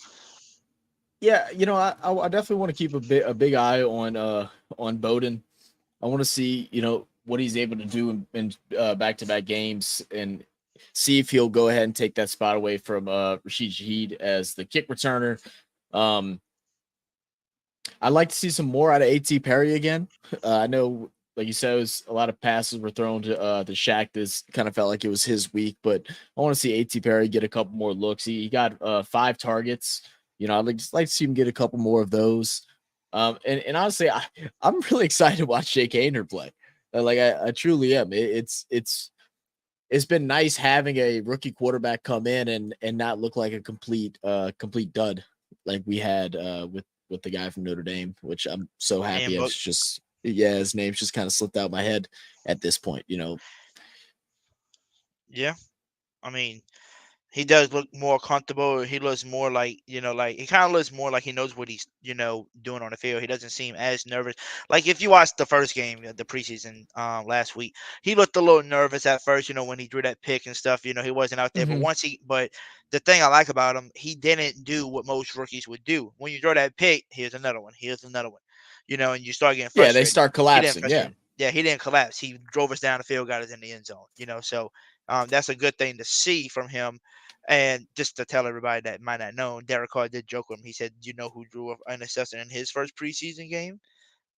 And basically, they're trying to put up, basically telling him, don't feel alone, man. A lot of people draw picks in their first Yeah, it's game not a ever in big deal. preseason. I mean that first throw he had yesterday was phenomenal to watch. Had some decent time. Pressure kind of came in late. Didn't try to force the ball anywhere. Definitely didn't want to throw another interception. He goes ahead, rolls out to the right side, and just waits for everything to open up, and then dials in a perfect throw, to a wide open receiver. you'll see a lot of rookies have similar opportunities like that, and they'll just go ahead and either take the sack or maybe just throw the ball into the dirt. He was able to extend the play smartly and, made I think it was like a 24, 25-yard pass. Yeah, to Kirkland. Yeah, that was nice. To Kirkland.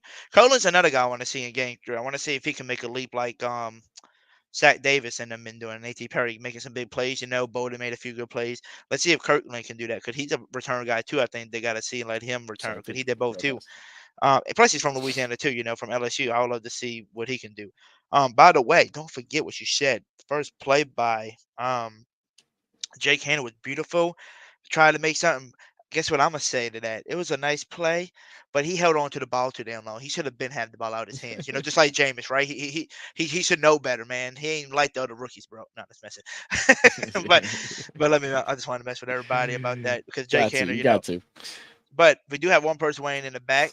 We'll bring that person on, and I do have to say we haven't seen this person in forever on this. And I think y'all gonna be shocked when I bring this person on. And Zach, you know this person too. Like I said, I haven't Uh-oh. seen this person in a hot minute, and all I can give you a hint is a man in a certain color. If you know who it is, a man in a certain color. Do y'all know who that is? No? Okay, I'm not okay, sure. fine. I'm Okay, not fine. sure. Fine. I'll introduce him. It's my boy, Expose him. Man in the Black, aka Coach Rudy, is coming on, man. What's up, man? Oh, what's good, Rudy? The man, the myth, the legend has returned. Yes, sir, man. How you been? Getting old. Getting old, yeah. I feel you. I'm getting old too. I'm How almost old are you, to my Judy? 30s. About to be 28 next month, so getting old.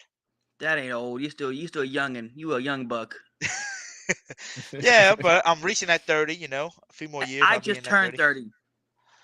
Oh, whoa. Damn, dude. Might as well be a fossil. Yeah. Man, I'm probably so old. You probably get old out of me.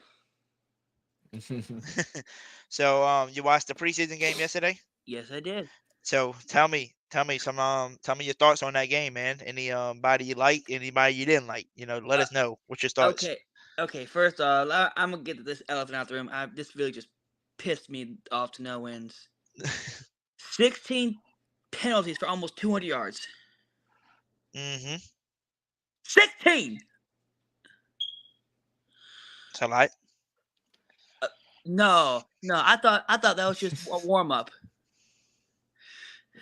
It's shit like that can kill a game, okay, and kill anyone's interest in the game,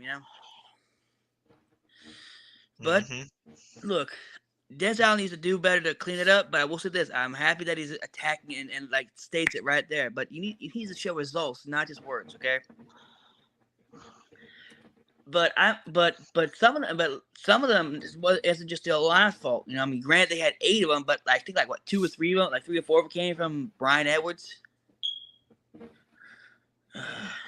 He was great in blocking. It's just you gotta watch it, Well, if one of them I feel like could have been, it was a bad call, but I digress. I don't know why, but I have a feeling that, don't quote me on this, but you want to know who I feel like is gonna make the team for the wide receiver core? Who's that? Okay, first off, let's get this out of the way. There's 2 lead pipe locks, and that is Olave and Thomas. Let's get that out the way, Third, Shaheed.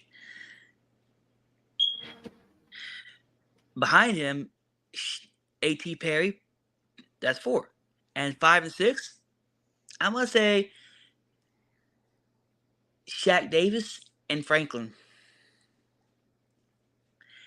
Which means if Brian Edwards doesn't do something, he might get cut. Him and hope to God Traquan Fine gets cut too. Dude said, hope to God. Brian Edwards just been like a journeyman for the majority of his, for quite a few years now. Yeah. Play with the Raiders, stuff like that. Came here. It really wasn't someone that I expected to play out. Since the press squad brought up, but that's all. I'm actually glad we got Bowden because I'm actually curious how he does in the special teams because he looks pretty good, By the way, we got Miss Megan on. By the way, go Hawks, Megan. How you doing? What up, Meg? You on mute? There you go. The killer Hey Meg has guys, returned. yeah, very very happy. Just did my first ever mock draft and got one hell of a team. In an But I 18. saw y'all's draft board. I liked every one of y'all's picks. You guys stole that draft, you know. But let's be honest, like we had like for the Saints, I say we got like two steals in Nick Saliveri and A.T. Perry. I'm actually talking about fantasy, Rudy. Did 18-man fantasy league over on the Hawks Nest, and congratulations. Thank you. Took some players from under the boys' noses. We were all on voice call, and you'd hear the groan like when I took them on St. Brown, like, oh damn, and Zach Charbonnet. Hey, that's fancy football. That's fancy football for you in a nutshell, just to piss someone you know off. Oh, absolutely. But I did keep one eye on this game the other day after watching my Hawks win again. What was the final score for the Hawks? I didn't get a chance to see them because they played early that day, right? We played and beat the Cowgirls. Excuse me, Cowboys. 22-14. And yeah, we had a few on our stream, Cowboys fans, that were not happy. It's a look. They root for. They live in Michigan. They root for Jerry pretty much. They're not happy at all. That's right. It's Jerry's world, and we're all living in it. Well, he could yeah, take a big. I'm really, really liking what I'm seeing with the Saints. I'm loving what I'm seeing with the Hawks. So yeah, I think it's going to be a phenomenal year for all of us. I think. Okay, that sounds good to me. Saints versus Seahawks, NFC Championship. Yes, in Seattle, Beast Quake. Let's go, brother. Let's be honest. If it wasn't for Marshawn Lynch, I think that was him, right? Yeah, Beast Quake. That's the Beast mode. That was the only person. I mean, granted, they had some good teammates, but let's be honest. If it wasn't for y'all, that dude, y'all probably would never made the playoffs. And to be honest, y'all shouldn't.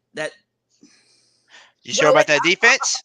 The Legion of Boom? No. This is look, Rudy.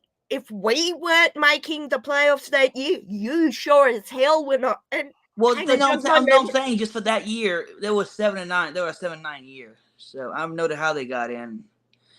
We got in. Where did you? I'd be happy. Look, I'd be happy with 8-8 with y'all's 8-8 team. You know, but I'm surprised you didn't break even. Like I don't know what shocks me is like I'm surprised y'all didn't break even. You know, because let's be honest, y'all had a good team that year, a really good team. It just sucked you had the record y'all did. You know. But I think it's also because y'all had like a really tough schedule, you know. Like the Eagles this year, y'all. That's what's I'm trying to tell people. Like now, Zach. I don't know if Zach is still here. If he he's just got it on mute. I know he's here with me. Yeah, so he probably went and got the drinks. So this is what I'm thinking, y'all. Okay, I might be smoking something. No, I'm just joking. I'm not smoking anything. But this is how I feel about the Eagles. Okay, the Eagles were, the NFC champions. They went to the Super Bowl, man. They had the best record out there. Cool, I like it. They lost their defensive coordinator, so we got to see how their new defense is going to look. They lost a few good key pieces on defense and offense. They lost a few, but they still got majority of their good players in there, and they drafted pretty good. I'm proud of them. But but what you got to look at is everybody saying, oh, they're gonna be the number one in the NFC again. They're gonna be the team to beat. But don't they realize how hard their schedule is? They got a schedule where you can look at them and look at 12 straight games that they can easily lose, because those 12 straight games are playoff teams from last year that gotten better this offseason. It's like, I see what you mean. Yeah, I still think the Eagles will go to the Super Bowl. You think they're gonna go to the Super Bowl? I think they will. Taking into consideration what you just said, yeah, I'm not going to be surprised. But strength of schedule does play a part. I could be wrong. I still think the Eagles will be one team. Well, if not the Eagles, the Seahawks. Let's go. We all have our own biases, but let's be honest. Of course. I don't. Speaking of which, hey, have you heard this news? They're actually petitioning to bring back the Redskins name. Oh, please don't. Please. Yeah, I've been hearing that for a while. I kind of want that. But no, it really makes me mad. Have you ever seen the movie The Replacements? Several times. Why haven't the Washington team just take like it was there for the take? They could have named them Sentinels. I'm like, come on, it was right there. No. The Sentinels are an CFL team, I believe, and that's the reason they couldn't touch it, because I believe they are or were a CFL team, and the CFL said no, is what I heard. I don't know. CFL. That was Canadian Football League. Oh. So that's what I heard. Wait, if they're Canadian, how could they have speaking rights on a team that's in America? Because they have copyright and trademark on their teams. That makes as sense. we do down here for rugby. If I want to call I'm just saying, it's just no. It's a fair question, but it's a copyright and trademark. I know, but it's just like. That's the weird stuff. That's the weird stuff too to me though. Like if you think about it, you're saying copywriting stuff, but look at the college. There's a lot of college teams that are named the Tigers still. You know, that Eagles, are called just, Warriors, Eagles, stuff like that. Yeah, I agree. It's copyright. But admittedly, when I heard that the block on the name came, it was a few years ago. But to be honest, I like Washington and have finally got used to them being the Commanders. I'm used to the Redskins. I grew up with the Redskins because Rudy. it's historic. You know, believe it or not, a Grambling, a University of Grambling, a person from Louisiana who went to Grambling actually was drafted by the Redskins, and they won a Super Bowl, and they thrashed the Broncos. I understand. We have the same sort of thing with our Indigenous people down here with naming rights and things. I understand the history of it, but I can also understand the other side, why it may be offensive, whether I think it is or not. I liked them when they were the Washington football team. You know, let me finish, please. But I do respect that there is the history behind the name, as you're saying, Rudy. Yeah. And that does have to be respected if it's not offensive to anyone. And now, you're not going to please all people all of the time. But let's be honest, context and perspective plays a huge part in that too. Oh, yeah, that's true. And I won't argue on that. But when I heard they were bringing back the Redskins name particularly, I thought, oh, please don't. Here's something ironically, it was actually I think it was like a certain group, I think it was like a certain tribe that actually wanted it back, you know, because think about it, that's the only kind of recognition they get, you know, in a way. I mean, outside like their own culture, you know. Not necessarily, because in Seattle we have the Muckleshoot tribe, and the Muckleshoot tribe. The Muckleshoot. The Muckleshoot tribe was actually there he is, was the inspiration behind Blitz the Seahawk. And that's why, and that stuff I love. I didn't know about that. So the fact that I learned that little history nugget makes my day 1,000 times better. Yeah, and when you look at our throwback,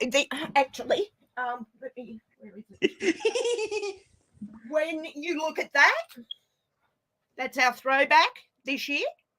Nice. That is from this is my Ring of Honor helmet, but this is what our uniform? throwback. What uniform y'all want? What uniform you want them to match with that helmet? Like what uniform you think? Our throwbacks. This is the throwbacks we've got. They had it was the light blue one, right? But what I'm saying is that is our original logo. Okay. That was a tribal design to take into consideration in the Pacific Northwest, the tribes of the Pacific Northwest. And of course, it's gone to this, but where this came from originally is.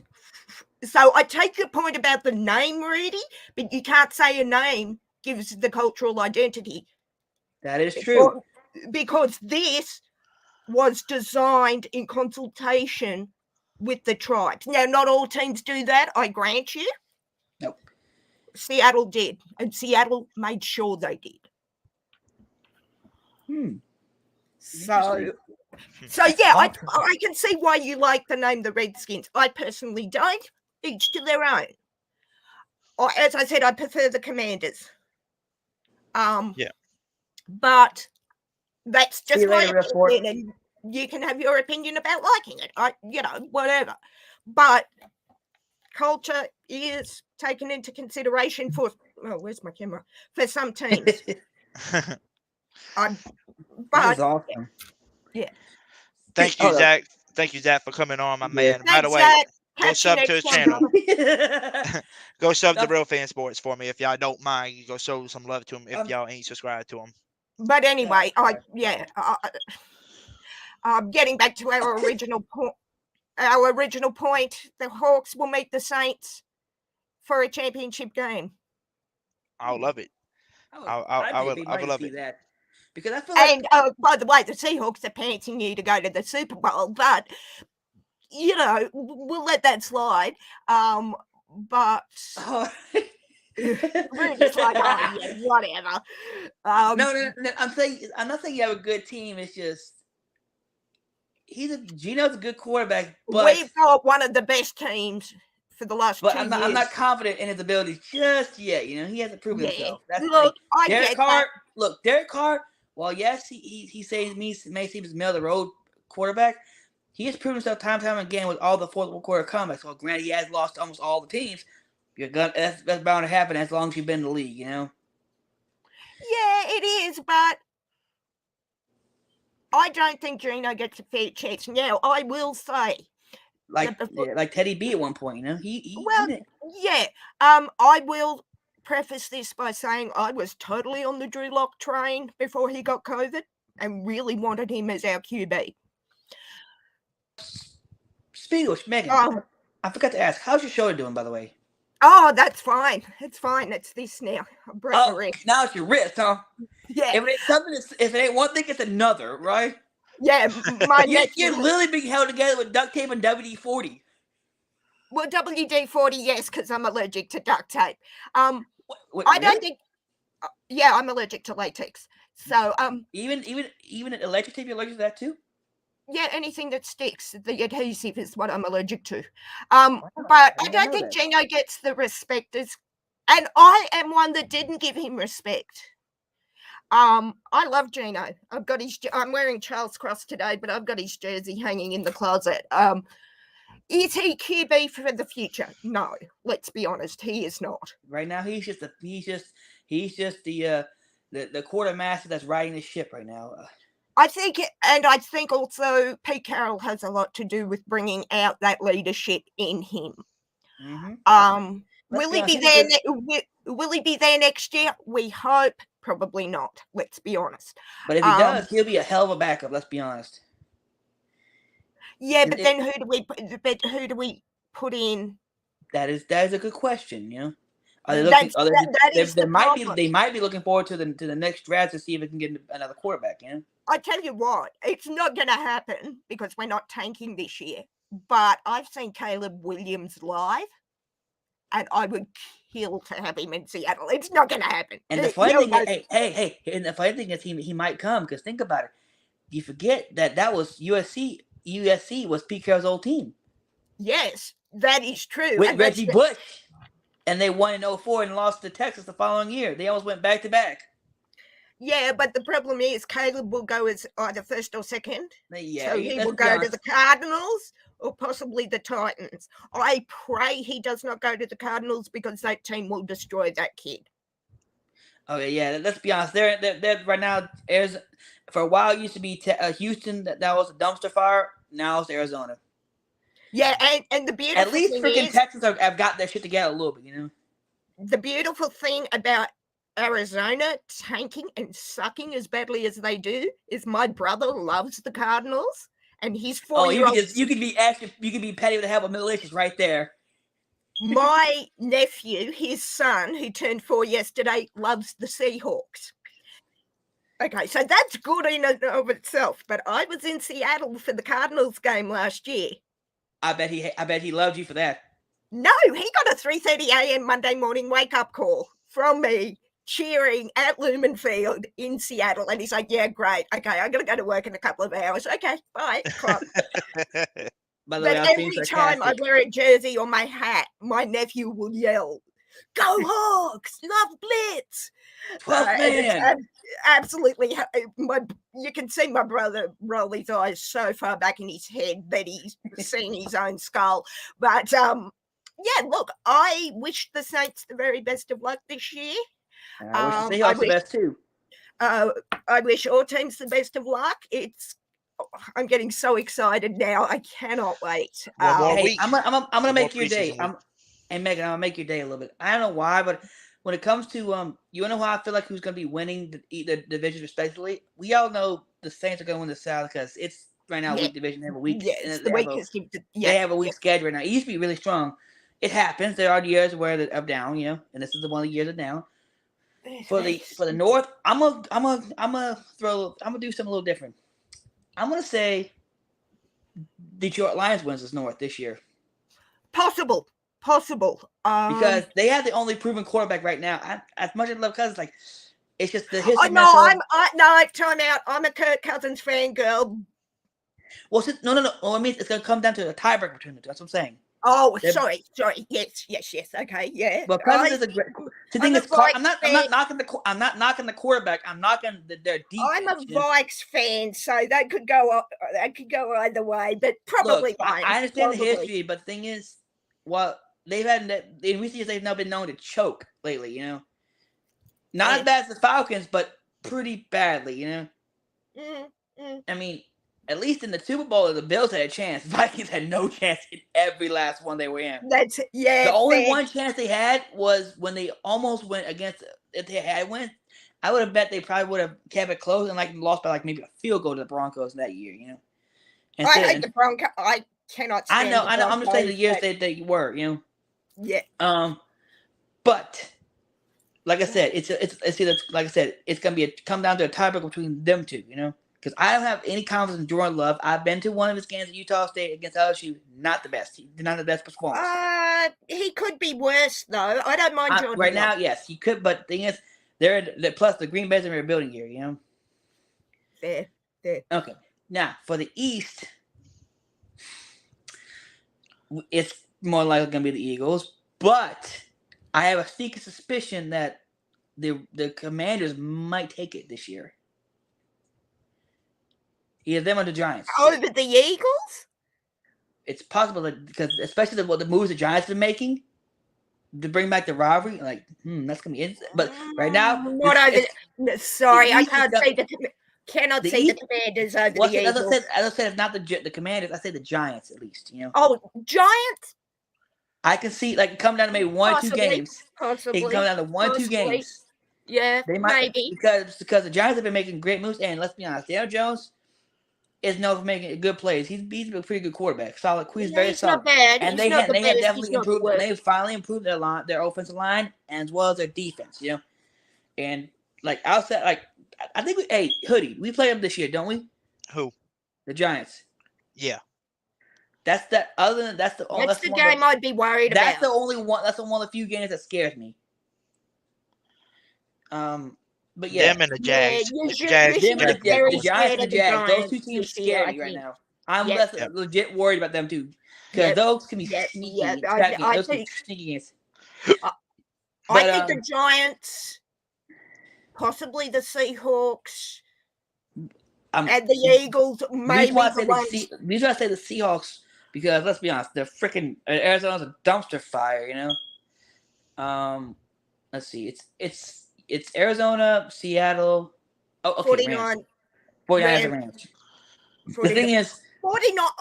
Can I just say, as a 12, watching the 49ers and being on their chats recently, and I'm not saying this as a homer 12, but what I'm hearing from the 49ers after how we drafted this year is they are scared of the Seahawks. Not necessarily going to get swept, 2-0. Y'all might split. But they're saying split, but the they thing are is, I scared. don't trust. I have yet to see Brock Purdy. He's unproven. I do not trust Brock Brock Purdy had a Tommy John. Don't forget, he had the baseball pitcher's injury.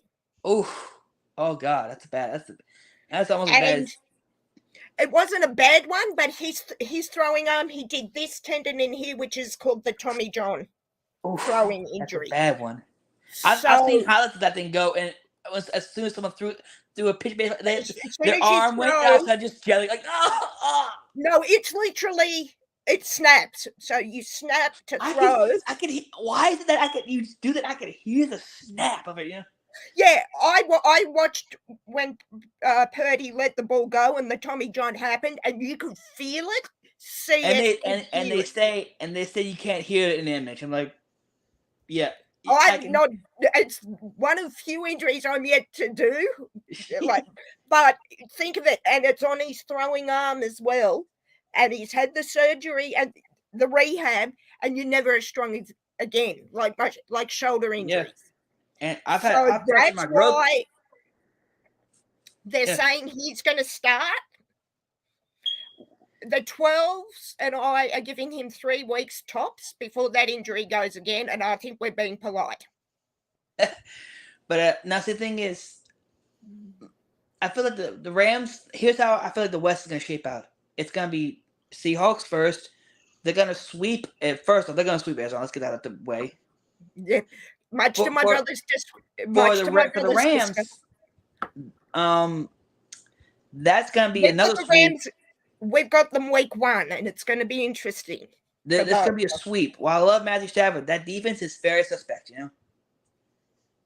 for the Rams. Okay. But the thing is, for the first game, you're going to win you have a good victory, at least about 1-2 touchdowns.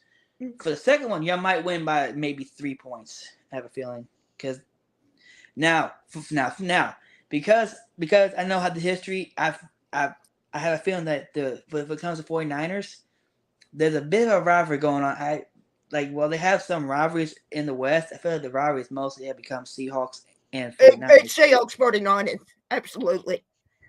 And we split stream with one of their content creators who is a lovely guy.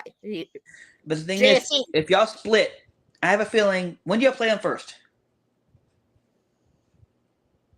I'd have to look it up. I hate saying this, but I have a feeling that the first week, like the first time y'all face off, y'all might have y'all feeling good. Y'all maybe because y'all won the first 2-3 games, and all of a sudden they come in and smack y'all, Well, that's what happened last year. That's exactly what happened last year, and yeah, y'all get blown out. Y'all lose. I want to say about 24-17. Sounds fair? I'd say 24-20 myself, give or take. But that's reasonable, give or take. Like I said, I try to keep my predictions in the realm of possibility, Yeah, within 3 to 4 points either way, I would say. Yeah. But towards the next time y'all face them, y'all maybe a half game to maybe a behind. We face them second on Thanksgiving, and that's going to be one hell of a game. The second time you face them on Thanksgiving, I'm going to start having Thanksgiving dinners. Okay, so you'll face them on Thanksgiving, right? For the second time, right? Okay, the second time y'all gonna this time beat the brakes off them. Y'all win 31-17 with I'm gonna say at least three turnovers and a pick 6. I got 2 pick 6s in that game because it's Thanksgiving. Wait, I'm not finished, but I said 3 turnovers. I didn't say how. 1 pick 6, 1 stupid score. I still got 2 pick 6s, but maybe. Yeah. But the thing is, after you beat them that game, because you're only maybe half a game behind, y'all pretty much leapfrogged them because one division game equals 2 games, So y'all y'all win the tiebreaker. But the thing is, it comes down to a tiebreaker, which I'm pretty sure y'all almost have the same schedule, right? I'd have to look it up. I haven't memorized. But I'm gonna say Preseason, Rudy. I haven't memorized it yet. Well, I'm gonna say that the team that they lost to or like say early on in the season, if y'all play that team, y'all gonna win. That comes down to the tiebreaker because y'all split. Yeah, I'm listening. I'm just looking up the schedule. Sorry. I understand. Yeah. I have a feeling it's gonna be an interesting year for the Seahawks this year. You want to know how? I have a feeling y'all might go 10-7. No. No, Sorry. on the low end. Sorry. Hell no. I got 12. I got 12. No. I said at the low end. On the high end, I got y'all on the low. You gotta start low somewhere. 13-4. 13-4 with Everyone think I'm gonna say for you on the higher end, I say at least 12-5. Yeah, 12-5, 13-4. That's about 13-4 if everything goes brilliantly, which I think is very unlikely. 12-5. So what's the schedule look like for y'all?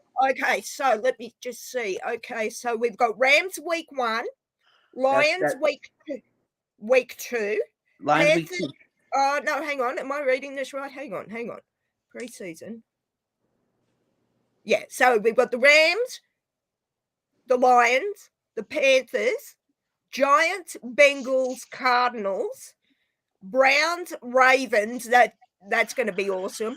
Commanders, Rams, 49ers, Cowboys, 49ers. And that the two 49ers games, I believe, are the Thursday games.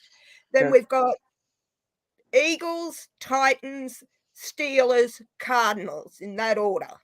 Okay. All right.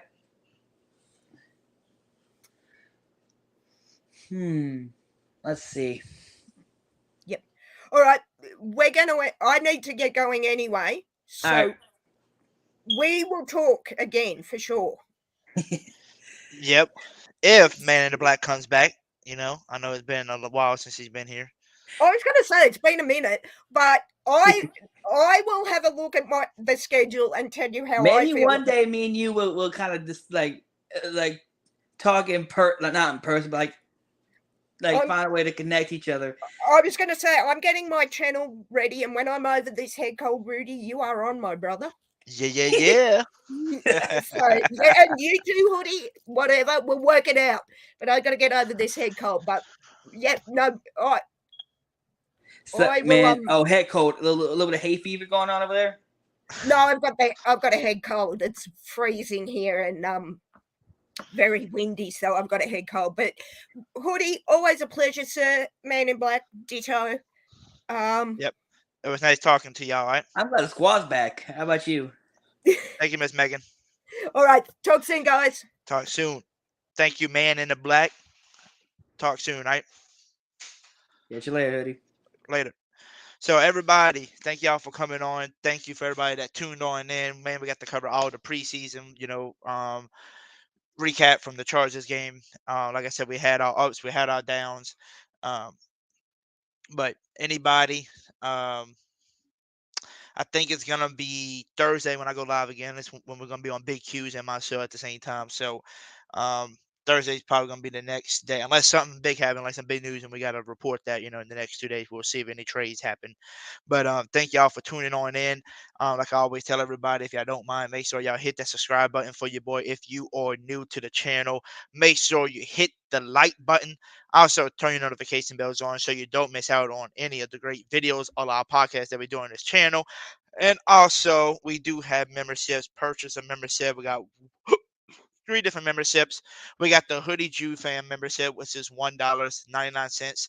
We got the Who Dat Nation one, which is $1.99, and we also have the Bleed Black and Gold Till We Dead and Cold one. That's $4.99. So if you'd like to support the channel, support your boy Hoodie Jew, get you a membership now, and I would truly appreciate it. And anybody who doesn't purchase it, it's okay. I still appreciate y'all being here and, supporting the channel like y'all been since day one. So, like I tell everybody, if y'all new, make sure you hit that subscribe button for your boy. And like I tell everybody, till the next video on our podcast, all I can say is, who that, baby?